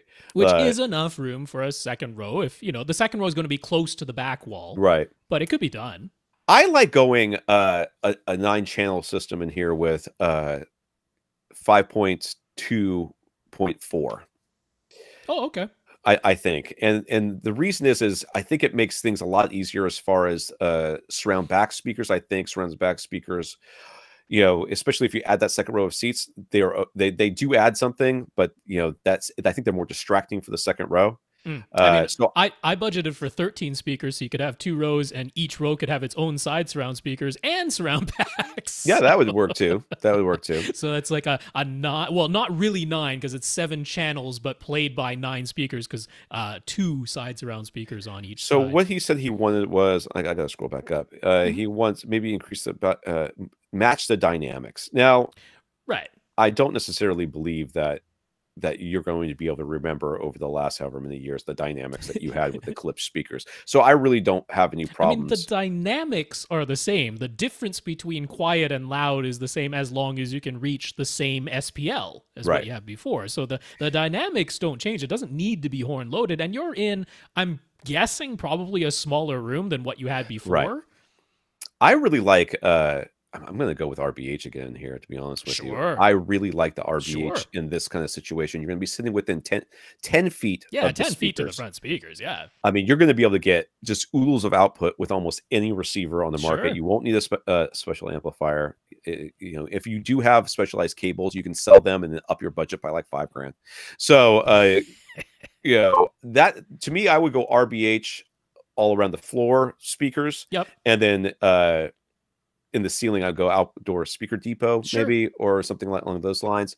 Projector. Or you could go RBH in ceilings. They got those you could. too. They just cost a bit more. That's you just got. I mean, if you're looking to save it, if you're, that's where I would cut my budget down. Right. Yeah. If you got to skimp anywhere, definitely skimp on the Atmos speakers. Acoustically transparent. I've already talked about Seymour AV. We've already talked about for the projector. If you're in a light control room, the JVC. Yeah. So, and then every other cent I would spend would be on room treatments. Well, what about subs? What would you do for subs? This room's small. 12 by 20. Yeah, 12 by 20. And not even 8 feet tall. Yeah. But he wants even more than what THX Ultra 2 subs did in his old room. Yeah, man. A couple of cylinder subs. How about a couple PC 2000? So that's the first thing that comes to my mind. I mean, you would have more output than you would need. Yes, you would. But that means that if you wanted to goose it, you could. So I put one in one corner, one in the back corner. I think would probably end up being where they would go. Only 12 feet wide, doing the midpoints of the sidewalls is probably a bit too squishy. Yeah. Yeah. That's what I'm looking. That's my off the cuff recommendation. Yeah, I mean, I'm right in agreement. Again, I'd get you call up AV Science. In your look for an RS420 or an X570. That's going back to what, the 2017 model year now, but those should be gettable for right around $3,000 these days. And again, I mean, some people are going to be like, oh, not the 770 or the RS520, for the even. I'm like, you start getting up to 4,500 and you start spending a lot of that $10,000 budget just on the projector. If you do that, the RS420 is a great projector with really good contrast and really good black levels, and you can find it for right around $3,000 these days. Yeah, definitely a Seymour AV. In your case, you'd want to get the center stage ultra fine fabric because you're only going to be 10 feet from eyes to screen. Right. So what's the other acoustically trained? Is it Elite or Illunavision? Yeah, and I don't know. If you're going to be sitting 10 feet from the screen, I get the ultra fine. I think you got to go with the Seymour AV. I know it's a little bit extra money, but I think it's going to be worth it. And I do like 120 inches diagonal as the max. Something right in 100 inches wide, 100 to 105 inches in width. Perfect for here. And that'd be perfect for your 10-foot viewing distance as well. So I'm in agreement. So again, I mean, I'll give the alternative, right? For the alternative for RBH in this sort of price class, Ascend. Right, Ascend Sure. SE speakers could totally work. I budgeted for 3 of the CMT 340s up front, which is frankly overkill for a 10-foot viewing distance. But hey, you're coming from Klipsch Ultra 2s. Maybe you love to crank it, so they'll more than do that, and they'll be great behind a screen. And then I budgeted for 10 HTM 200s because I'm like, put them everywhere. 2 on the side, each side wall, 2 on the back wall, 4 overhead. Put them everywhere because they'll perfectly match. So you could do that. We didn't mention a receiver. X4400H. Sure. You're going to do that. If you go for 7.2.4, you will need an external amp. Go get yourself an Outlaw Model 5000. We're not saying any new stuff here. This all works, but it fits in your budget. And yeah, it's like the RBH versus Ascend. RBH and Ascend. That's right. Like, yeah. But yeah, you total it all up, and you're right there for $10,000. That's your full system. Okay. All right, Samuel. Samuel has an Oppo 203 Ultra HD Blu-ray player. He also has an Xbox One X, which can play Ultra HD Blu-ray discs. So given what Oppo's 203s are selling for, he's wondering if he should sell his. And then maybe use his Xbox One X as his Blu-ray player. Pros, cons, is the Oppo really that much better somehow? He's got 2 displays, an OLED and an Epson projector.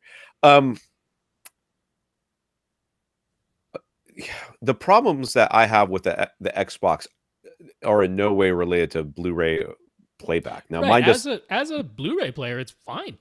Yeah, and as an Ultra HD Blu-ray player, the One X is Ultra HD as well. It does Ultra HD Blu-rays. It doesn't mess that stuff up. That's right. It actually bit streams out the audio as it should. Yeah, the video is coming out, but what's on the disc is what comes out of it. It's fine. What the Oppo really does well, the other stuff. Taking a Blu-ray player or taking a Blu-ray or DVD and then up converting it, or taking HDR and down converting it to SDR. Yeah, those sorts of things. Those things are what the Oppo is good at. But if you're not needing those things, then you could sell it and make some. I mean, the only question mark for me is the Epson projector, because what you might be doing is using that Oppo to down convert HDR to SDR, right? Because some people don't like the way that projectors tone map HDR content, but it does have an HDR mode. It's not like it won't play HDR if you just output HDR10 from the Ultra HD Blu-ray player, which could be your Xbox One X. Yeah, there it is. Now, the thing you could do is maybe you wait for Sony's new X800M2. Right. Because you got an OLED that can do Dolby Vision. So if you want Dolby Vision, you wait for that. And so you use your Xbox One X for a while. And I mean, some people are like, I don't like using the controller as my remote, or I can hear the disc spinning inside of it. The console itself is quite quiet as far as fan noise, but I can hear the disc spinning inside of it, or I don't like the menu structure or something like that. If any of that stuff annoys you, then maybe you replace it with a Sony X800M2 when the time comes. But yeah, the argument for keeping the Oppo, in fact, unless you're converting HDR to SDR for your Epson, there's not a whole lot of reason to keep it. Yeah. Monty, What we recommend to use as speaker stands for is Ascend Sierra 2 speakers. He asked Ascend that they recommended the stand, the Steel series. Monty used to have M&K speakers, and they had a bracket that secured them to the stand. He likes that the recommended Sand stands can be filled with sand, just like his old M&K stands. But there's no bracket connecting the Sand stands to the Ascend speakers. He's got kids, and he's nervous about the speakers being accidentally knocked off the stands when they're running around. Okay, I hear you. I want to say, Monty, that I hear you. I too have kids, and I too have had many speakers on stands, and I have had kids running around. And you know, I mean, unless your children are, 100% uncontrolled, which that's more on you than it is on them, then I really don't. I mean, I've never had a speaker knocked off. I've had speaker stands bumped. I've had speakers bumped. That's what he's worried about. But I've never had one fall off. Does that mean it's never going to happen? I mean, it's never happened yet. But I'll tell you what I would do. I'd do some museum putty, some quake hold. Sure. Yeah, you could do that and just kind of stick them to the stands a little bit. I mean, that'll keep them from falling. You run down to Home Depot. What is it, like $5 for some museum putty? Yeah. And there you go. It'll stick it to the stand without it marring it and without you never being able to take it off the stand. But it'll take some effort. And yeah, since you like the being able to fill the stands themselves with some sand to weight them down, and they've got a nice stable base on that Steel series. Yeah. I'm like, you put that together with some museum putty, I'd be very secure. And I thought we recommended kitty litter and not sand for mold reasons, right? Although with the Steel series, it's not going to be a problem. Okay. So. Bill rose a couple of months ago asking what's the best way to expand his 5-speaker Sonos in-wall and AIM cinema in-ceiling setup to a 5.2.2 Atmos configuration. At the time, he said that options were to put another pair of speakers in the ceiling or a pair of speakers on his back wall. We leaned towards a pair in the back wall if the only other option was the ceiling, and we suggested RBH or Empyrean in-wall speakers if matching Sonos in-walls would be too expensive. We didn't know distances, and we didn't know the wall placement at the time, so Bill wrote back. He does have side walls, and he could install in-wall surrounds on the sides. His room is wider side to side than his front to back, 21 feet wide and 18 feet long. He's got 6 feet from the back wall to the back of his seats, only about 10 feet from the main listening position to each side wall. The matching Sonos in-wall surrounds are priced at $1,200 each because apparently they're made of gold and unicorn horn. Yeah. That's crazy. He says that's way too expensive. Yeah, it is. Yeah, we know. So he wrote it to Empyrean. They said their 6.5-inch in-wall should match his front Sonos speakers quite nicely as surrounds. So with that info in hand, what do we recommend now? Should you get the Empyrean in-walls, and where exactly should you install them? Well, if you can install them in the sides, I install them in the sides. You're 10 feet away. That is not a crazy distance. That's fine. So I am not worried about that. And you got 6 feet behind you from the back of your seat to the back wall. So it's not like you're crunching them against the back wall or something. Yeah. Yeah, on the sides. So what would we say? About a foot behind the back of your seats. Yeah. Right? So 5 feet from the actual back wall and a foot behind the back of your seats. And then what are we going to say? 4.5 feet off the ground to the tweeter? Oh, off the ground. I thought you were off the couch. I was like, what are you talking about? No. Yeah. That's about just so that there's a line of sight a little bit elevated. Yeah, a little bit elevated. Mine are a little bit too high, but a little bit elevated. All right. Yeah, get those Aperions, man. It makes way more sense. 300 versus 2,400. Yeah. We'll take the difference. I will tell you what, we'll split the difference with you. Infinite Gary. He says there's lots of talk about 5G these days, but Gary wants to specifically focus on what 5G could mean for streaming video. Would it mean picture and sound quality as good or better than any physical medium? Could it mean pristine quality 8K content that no disc format could even hold? What do you mean no disc format could even hold? Well, it's kind of true. If you needed like 4 times the storage, well, you don't act because compression will get better, but even 2 times the storage space of current Ultra HD to go to 8K, what are you going to do? Well, 4-layer discs, I guess. I was going to say they haven't even fully expanded Ultra HD to the full 4 layers that they can do. Well, it's 3 layers on that, and they have used the 3 layers on a couple of releases. Yeah. I don't know, dude. 8K content is first of all, okay. So 5G, for those who don't know. And I'm not an expert by any means, but the general rule of thumb is as you go up with your bandwidth, you have to be closer to the source. Well, it's So because in order to transmit more data, you have to use shorter wavelengths, right, higher frequencies. Because I mean, you're just talking ones and zeros. So the ones and zeros are going on this, whatever the frequency is. It's like, it's a square wave. So is it a up or is it a down, right? right. And it's like, in order to go up, down, up, down, up, down as many times as you possibly can per second, you have to increase the frequency. So 5G is based on, they call it like a millimeter wave, or what is that, extremely high frequency, up to Right. 300 gigahertz. And if you think about sound, bass waves, which are longer, travel further, much easier than treble waves, which are shorter, which lose energy a lot faster, and you Yes. can't hear them as Like far away. rain can disrupt 5G signals. Yeah. Yeah. So the problem with 5G is that they have to, to really get 5G, you need to have antennas everywhere. Yeah. So they're looking at how to do that and everything else. I've heard like some ideas of installing them in light poles. Sure. So that, because the light poles are already everywhere, and you just, when you change out the bulb, you add this thing to it, or That's right. whatever, or they add it to the bulb as it goes in. That's one way of doing it. There's probably a 1,000 other ways that they're coming out with this. So 5G, as far as streaming goes, I mean, I don't think that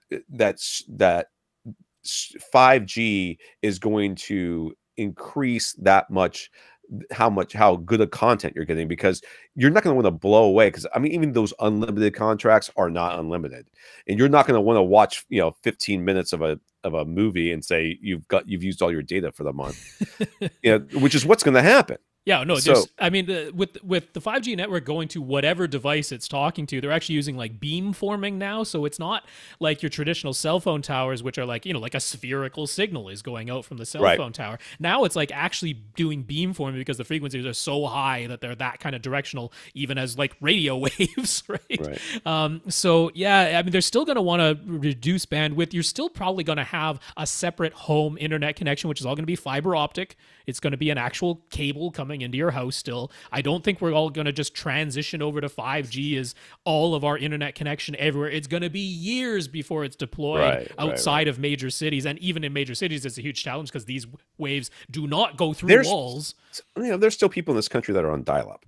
Yeah. Because they don't have the infrastructure where they live. And I feel for them, and that must be just terrible. But I could see 8K video being more of a thing that comes over your fiber optic wire into your house, as opposed to a physical disc. That I could see being the case. Yeah. But I don't think 5G is going to be the thing to do it.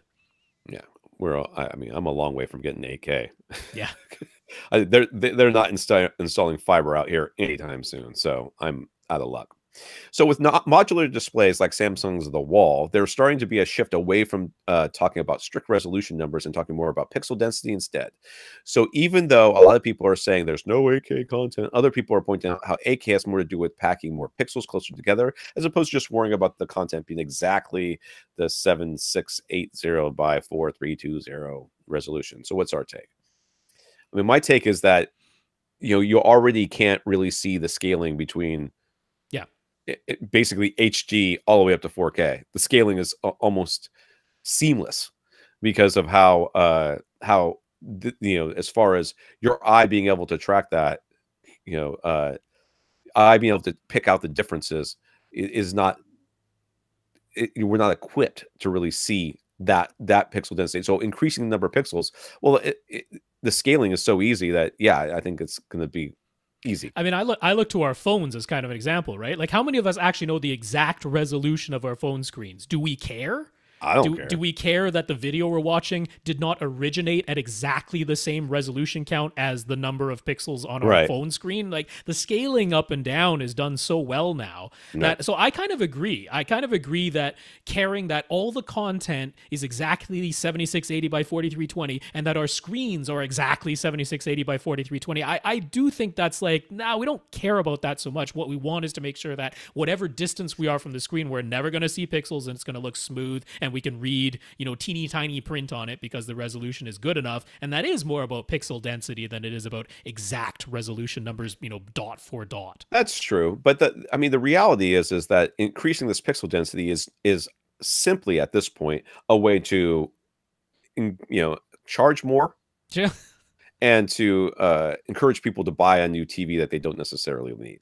A little bit. I mean, that's what it comes down to. I would rather them focus on instead of increasing pixel density, which is a thing that everybody understands, but people are quickly getting to the point where they're like, it looks the same. Even lay people are like, I am not seeing what you're talking about here. Yeah. And once, I would rather them focus on substantive changes and increases in other things like HDR. Those sorts of things I think are more important than just increasing the number of pixels we have access to, since we can't see them as it is. So there was some talk about IMAX Enhanced at CES, but despite the interviews and write-ups, Gary, it still isn't totally clear on its benefits. If your display, you ain't the only one, Haas. That's right. If your display is professionally calibrated and your audio system is properly set up, what does IMAX Enhanced actually do?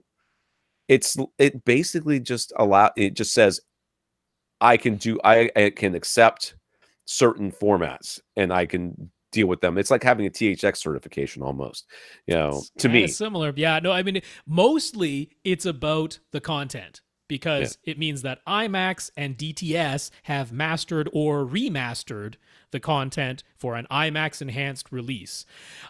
So for the vast majority of consumers who take their TV out of the box and never touch the picture mode button, this will automatically, if it's an IMAX enhanced TV being played, an IMAX enhanced disc playing on an IMAX enhanced TV, it has a flag in there that'll automatically put it into IMAX enhanced picture mode, which is the same as the cinema picture mode. It's the same thing that Netflix is doing with the Netflix calibrated mode on those Sony Master Series TVs. It's just the cinema mode. So you have a professionally calibrated TV, it's going to make no difference to you as far as what your TV looks like. And then on the audio side, similar thing. It's just like it goes into the IMAX enhanced listening mode, which is reminiscent of the old THX listening mode. It's a similar idea, but it's been mastered by DTS in the content. So honestly, what does it do? It's mostly that it was mastered or remastered by IMAX and DTS. It's mostly on the content side. On the video and audio side, if you've got your system properly set up, you're not going to notice anything because you've already set it up to those standards. Right. All right, Michael. In Michael's current place, he has a very open concept living space, so we decided to go all out with a full SVS Ultra tower system, dual PB16 Ultra subs, and 4 Klipsch in-ceiling speakers for Atmos, and he loves it.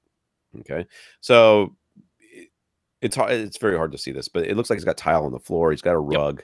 Yep. It's got white walls. Maybe there's an angled ceiling action going on here. Most of his gear is in a rack on the left, and he's got a subwoofer just inside between the center channel and the left speaker, and it looks like his back subwoofer is in the rear left corner. Something like that. Right? Yep. That's what it looks like. That's what it looks like. Okay, so now he's moving, and he'll have an enclosed 13-foot by 17.5-foot theater room. Dude. Much smaller space and enclosed. That's the big thing. Yeah. All right, so does it make sense to keep all this to keep the same speaker setup? Could it actually be a problem? Is such a thing as overkill? No, such a thing as space and needing it. Like PB16 Ultras in that size of a room are going to take up a significant amount of that room. I feel the same way about those tower speakers. I do. I got to be honest with you. That's a less of a concern to me. It is, but it is still, depending on what he ends up wanting to do in here, I think that you could consider getting rid of those and then just getting the SVS bookshelves. If you want to keep in the same brand. I would definitely get rid of those PB16s. I mean, they're going to take up so much space. Yeah, I mean, it's not overkill in the sense of these are incapable of playing quiet enough, like they're always going to deafen you or something.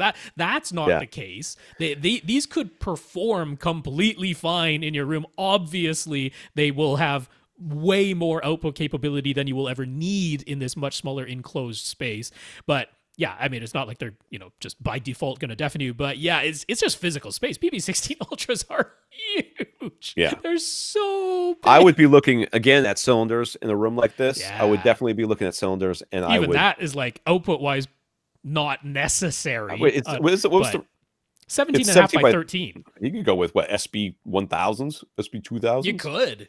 Yeah. You could. That'd be enough. But yeah, no, like, a couple of PC 2000s or something, you'll have all the headroom you could possibly ever need, and it'd be much easier to place. So yeah, you won't have any problem selling PB16 Ultras if you want to. There's people right now emailing us. You're asking for your email address. Now that he'll have an enclosed room where he can control the lighting, he wants a projection set up. The exact projector is to be determined, but do we have a suggestion for what screen you should use? See the one right behind me? You should use that. Silver ticket. Yeah, that's the one. Yeah, I'd recommend, in your case, with this size of the room, I'm assuming it's only one row of seats, so 120 inches would be real nice in here. Yeah, depending on where you end up sitting. If you want 2 rows of seats so that your first row is in front of the midpoint of the room, then you could probably go, 80 to 17 and a half foot room. I'm telling you, unlikely. It seems unlikely, but maybe you could go smaller, and then because you'll be sitting a lot closer. But you said 10 to 11 feet, 10 to 11 feet away. 120 inches is around the size where you can put your existing center below it and not have it on the floor. It's still completely reasonable. And $250, can't beat that. Nice frame, great white screen, 120 inches, silver ticket. Kevin. Back in the day, Kevin fell in love with the Yamaha Gale Force 35 speakers that his friend's older brother owned. They were a horn-loaded tweeter mated to a 15-inch driver design. You were very young, I'm guessing, when this happened. About a year ago, you tracked down the pair of Yamaha Gale Force 25, same design, but a 12-inch driver instead of a 15. They were in perfect condition, but a friend of Kevin's was in need of some speakers, so he sold them, since what he really wanted was a pair of the larger 35s anyways. He found a pair of the 35s in great condition, so he snapped those up, and he loves them. But he also got another pair of 25s at a super low price because they have some very worn-out woofers. They actually still produce sound, but there's basically no resistance to the woofers if you push lightly on the hand, which is very unlike the perfect condition speakers, and the woofers are visibly worn. So he'd like to replace the woofers, and he's also considering modifying the cabinet a little bit, perhaps with more bracing and or adding more absorption material inside. He doesn't know exactly which replacement woofer to buy and isn't sure how to figure out what he might need to change in the crossover or what he might need to do to the cabinet to get it sounding right. He wrote to a speaker repair. Oh, sorry, repair. Yeah, typo. But they never replied. Okay, and I'm scrolling. Yeah. So he knows all the dimensions of the cabinets and the diameters and the lengths of the ports. Can he use that info to calculate the port tuning frequency? All right, I'm going to say back up. let's just back this thing up here, boy. You're jumping in both feet into the deep end because it doesn't sound to me like you have much of an idea of what exactly you're doing. So, and that's fine. But I would call Simply Speakers. Is that the name of the company here in town that does that? I'm not sure. I'd have to look that. I'm pretty sure it's Simply Speakers or Speakers. Yeah, Simply Speakers. They are a repair company, and they will repair or replace the drivers in your speakers. I think you ship the whole thing off to them. I don't know that you need to be touching any crossovers or anything. Unless they're damaged. Are they damaged? And adding more bracing, adding more, all the stuff that was supposed to be in there should go back the way it was. You shouldn't be modifying. Yeah, the cabinets, I'm not sure about why he's eager to modify the cabinets. Right. That doesn't totally make sense to me. I mean, the woofer is visibly worn in that. The surround is clearly worn out on it. Right. The dust cap is seen better days. So, that replacing the woofer does make sense. That's what that would be the first and maybe only thing I would do is replace that woofer. But yeah, I don't know about any of the other things that you're talking about. Yeah, I would. It seems without like being went an down electrical a bit of a rabbit hole. He did, and I'm sure somebody on AVS forums led him there by the hand. Skipping along the path lined with exotic cables. So all these other things that you're thinking about doing, I would hold off before I talk to somebody who knew what they were talking about. Okay. And let's be honest, I don't. And Rob doesn't either when it comes to not on this. I'm not a speaker builder or designer. Yeah, we are not electrical engineers. We do not design speakers. We understand the basics of speaker design, but that's about as far as we can really go with all of that. We can give you a little bit of information, but it's probably just enough information to make you just a little bit more dangerous than you're already being. So I would highly recommend you not touch the crossover, the ports, the bracing, the insulation, any of that until you talk to a speaker manufacturer. I would also highly recommend you contact Yamaha. Yamaha still exists. they may have some information or somebody on staff who would talk to you about this speaker and what sort of things they would recommend you do and not do. Yeah, in terms of finding a replacement woofer that has the sort of frequency response that would work with the existing cabinet and port tuning, because I think that's where he's like, can you figure it out? There is a way to figure that out. I don't know the formula offhand, but coming up later, he's asking for like, where can you get more guidance on this? Well, one thing you could do is pick up the loudspeaker design cookbook that was written by Vance Dickinson. That's got that formula in there for you. So that is one resource if you want to really get into speaker design and the nitty gritty of it. That is a book that you could pick up to. But this is all done so much easier just by calling Yamo and asking them. Yep. I mean, really, the rest of this stuff. So call Yamo and call Simply Speakers, and that's a couple more resources for you as well. And when you call Simply Speakers, you tell them that this podcast sent you there. That's right. Okay. That's got and because they have no idea it exists. Once you determine that port tuning is as simple as finding a woofer of approximate size and frequency response and adding absorption by trial and error until it sounds right. No, don't do that. Don't do it. Don't do that. Don't do that, because it's anytime. I told my kids this the other day we were driving the car. I said, anytime somebody says the word just, they are almost always wrong or oversimplifying something to the point of absurdity for somebody who knows what they're talking about. Can't we just put new gas in the car? No, if that's what you think the solution to the problem is, you do not understand the problem.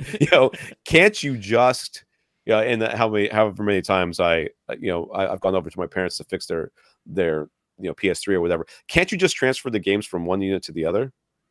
I mean, yeah, but it's not just like press a button and it happens. It's like, I am going to be researching for 30 minutes online. I'm going to need some equipment. I may need a special cable. I may have to try it 5 or 6 times.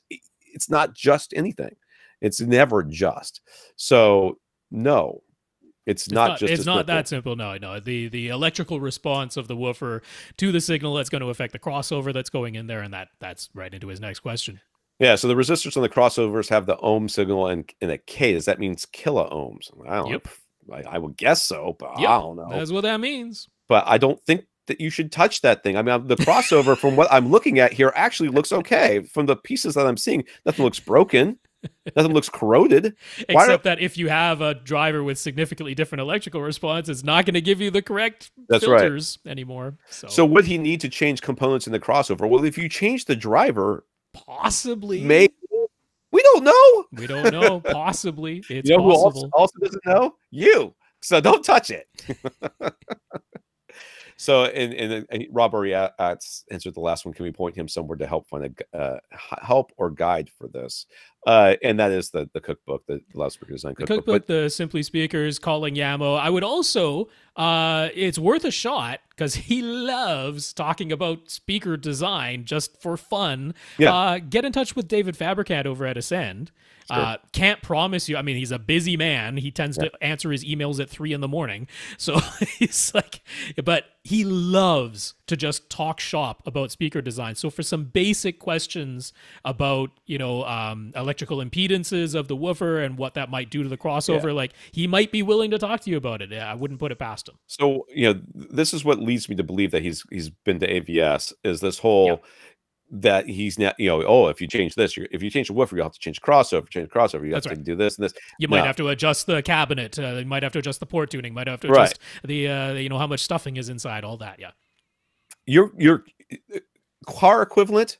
You're trying to, with 20 minutes of internet research, change the transmission in the car. And if you think that you can just change the transmission in the car, well, then you've got bigger problems. But it's not a simple thing. You're basically talking about redesigning the crossover. It is. That's redesigning the speaker, basically. Yeah. For the driver, and then redesigning the enclosure for the new driver and the new crossover. Like, I found a driver that physically fits. Now I'll change everything else in the speaker to go around that. That's a lot. It's a lot. I'm loath to say it. There is the DIYaudio.com forums, but you're gonna go. You think you've been down a rabbit hole? You ain't even seen the rabbits yet, boss. Yeah. All right, last question, Greg. What are the differences between the JVC RS520 and the RS540 projectors, and that's the same as the X770 and the X790. Just looking at the specs, they appear nearly identical, but he found a lower price on the 520. He's wondering if he'd be missing out on anything by going with that model. There was basically one difference, which was that the older 520, when it went into HDR mode, automatically put the DCI color filter in place, and you couldn't turn that off. On the RS540, they gave you the option to turn off the DCI color filter so that you could get a little bit more brightness at the sacrifice of the wide color. So if you're always going to use the wide color, then you're fine. And That's if you're right. not going to use the wide color, well, then get used to it, because you're going to start $1,000 more. For $1,000. I don't know. I think I get used to the white color. Let's do one last one. That'd be great. We'll do a last one. Yeah, Jason. That was very quick. Jason upgraded from an older 40-inch TV to a 65-inch Vizio P series, but now that has made him want to upgrade his Onkyo TXNR 809 receiver, which sounds great but doesn't pass through HDR video and can't play Atmos audio. He isn't sure if he'll ever use Atmos. We'd like to have the capability if he decides to give it a try. His budget is $600, so what can we recommend? Denon X3400. I bet that's $600. It's $500 accessories for less. The one caveat being, though, it can do Atmos, but it is limited to 5.2.2. It cannot go beyond. He's not even sure he's going to do Atmos. Yeah. So, but I mean, it's just something to be aware of, right? Yeah. So if you're like, I might want to do Atmos, and if I do Atmos, I want to have 4 overhead speakers, if that's what you're saying to yourself, there is for $500, again at accessories for less, Onkyo's TXNR 787. That one can do 9 speakers. It can only do 9 speakers, and it has to power them all itself. It doesn't have pre-outs, but it can do it for $500. And then you'd have to go a little bit over your $600 budget for anything else. Onkyo's got a TXRZ 730. Right. That one does have pre-outs and actually can go to 11 speakers for only $650 from accessories for less. So that's an 11-channel capable, 9 amplifiers built in, but 11-channel capable one for $650. Or the least expensive in Denon and Marantz's lineup that can do Power 9 itself and be expanded up to 11 is currently the SR6012 from Marantz, and that's $700 from accessories for less. So those are pretty much all the options you might consider. Pick however the many speakers. X4400 is like $800, so that X4400 is $800. That's right. So Jason's apartment, out of respect for his neighbors, he keeps the volumes quite low. His Paradigm Titan speakers still sound good to him, but at low volume levels, he struggles to hear dialogue clearly. Would a change of speakers make the dialogue more intelligible? Maybe something horn-loaded like Klipsch, or would something else improve his dialogue intelligibility? Almost certainly, it's your speaker placement. Or what's behind your head. Yeah, what's behind your head. Or it's just literally too quiet. It could be. And you could. Okay, so these were the things I would look at. Where I would want to know. The first thing I would do is I would look at your speaker to see where it was placed and how it was placed, and I would optimize that. Then I would look at where you're seated and make sure that there's no reason, there's like not a hard surface directly behind your head that's going to reflect sound and mess up your intelligibility. Then I would goose up the center channel by 2 dB. Yeah. Those were that would be the order of operations for me. I would goose up that center. Although he mentioned that it's Paradigm Titan, so maybe it's just a pair. Maybe it's just left-right speakers, and he doesn't have a physical center. Could be. The Titan isn't a center. Could be. So it could be that. In which case, yeah. So I mean, remember what was it? Was it Christian? Was he the fellow who, you remember he had the ELAC speakers, right? The one where it was like above and a little bit behind his TV. Oh, right. Like right against his closet doors. Yeah. And he was like, I'm having dialogue intelligibility problems. And we were like, yeah, make sure that the speaker is aimed right at your face. Yeah. Which you can still do with front, left, right speakers as well. Make sure it's basically aimed right at your face. And then if your seat is right against a wall behind you, which is very common, you do need something absorbing back there because you're getting that early reflection right off that back wall that hurts your dialogue intelligibility. But it can be like you were just saying with your wife who didn't turn the volume up enough and you were like, I can't make out everything everybody's saying. And you got good speakers and good acoustics. It could literally just be a bit too quiet, right? Yeah. Going to horn-loaded speakers isn't going to change that. The reason people notice a difference is because if you just took out your old speaker, put in the new Klipsch speaker, which is much more efficient, right, and left the volume dial where it was and didn't adjust any of your trim levels or settings, didn't do any speaker setup, then it will be louder because it's simply louder given the same number of watts because it is a more efficient speaker. you put them at the same volume level, they're at the same volume level. The clip isn't any more intelligible if the actual decibel level is the same. Right. Because that's, I mean, that's what it really comes down to the volume. If the volume is too low, you're not going to be able to hear it. Yeah. But if something else is messing it up, changing to a different speaker isn't going to make anything better. It's just anyways. That it literally might be louder if you do what a lot of people do, which is, here's where I always set my volume. I don't touch any of my other speaker settings. I swapped out the speaker to this more efficient one. And what do you know? It sounds clearer, but it's just louder. That's all it is. It's just louder because it's more efficient. So yeah, I don't think you need to change your speakers. I would optimize your setup, and it's possible that, you turn it up a little bit more. It might be fine. Yeah. I mean, and if you've got a Denon or something like that, turning on the LFC, the low frequency containment, will, disturb your neighbors less, help disturb your neighbors less, and you can turn the volume up louder. Whether it's the Onkyo or the Denon and Marantz, you can do manual EQ on them. You can do manual EQ right on the AV receiver itself, or in the case of the Denon and Marantz, you can use the Odyssey Editor app, and you could build in a bit of a boost in the vocal range if you wanted to. Give yourself a 3 decibel boost in the, what would it be, about 500 hertz to about 2 kilohertz? Yeah. Yeah. You give yourself a little boost in there, right in that vocal range, and that might help you out. All right. That's it. What do we got left for next week? So on our list, we have Jonathan F., Christian A., J. A., just long, Chris M., Brian Z., Boschko, and W. Thomas, as far as I could tell from what the email said there, and Dre. And then I got some more questions that came in on Monday as well. Dr. Dre? You remember Dre from Toronto? Yeah. You remember that that big air conditioner unit thing in the townhouse basement? Right. He's all done now. It's awesome. Oh, I can't wait to see it. Yeah, it's gonna be fun. All right, let's thank our listeners of the week. We're going to thank Joseph for going to www.avrant.com and clicking on the Buy Us a Cup of Coffee link and giving us a PayPal donation. And we want to thank our 79 patrons over at patreon.com, including Tapan. Yes, Joseph, thank you very much for that PayPal donation. Thanks so much to our 79 patrons at patreon.com/AVRant podcast for automatic monthly donation. Tapan, thank you very much for being I think I've pronounced your name in every way I can think of to pronounce it, so one of them must have been right. I'll bet you none of them were right. We want to thank Brian for talking us up for Accessories for Less, Luke for SVS, talking some SVS, and Jonathan for trying to kill the podcast with teleprompt me. That's right. Brian, Luke, Jonathan, thank you for helping out the podcast. We appreciate it. For AV Rant, I'm Tom Andry. And I'm Rob H. Now go out and listen to something.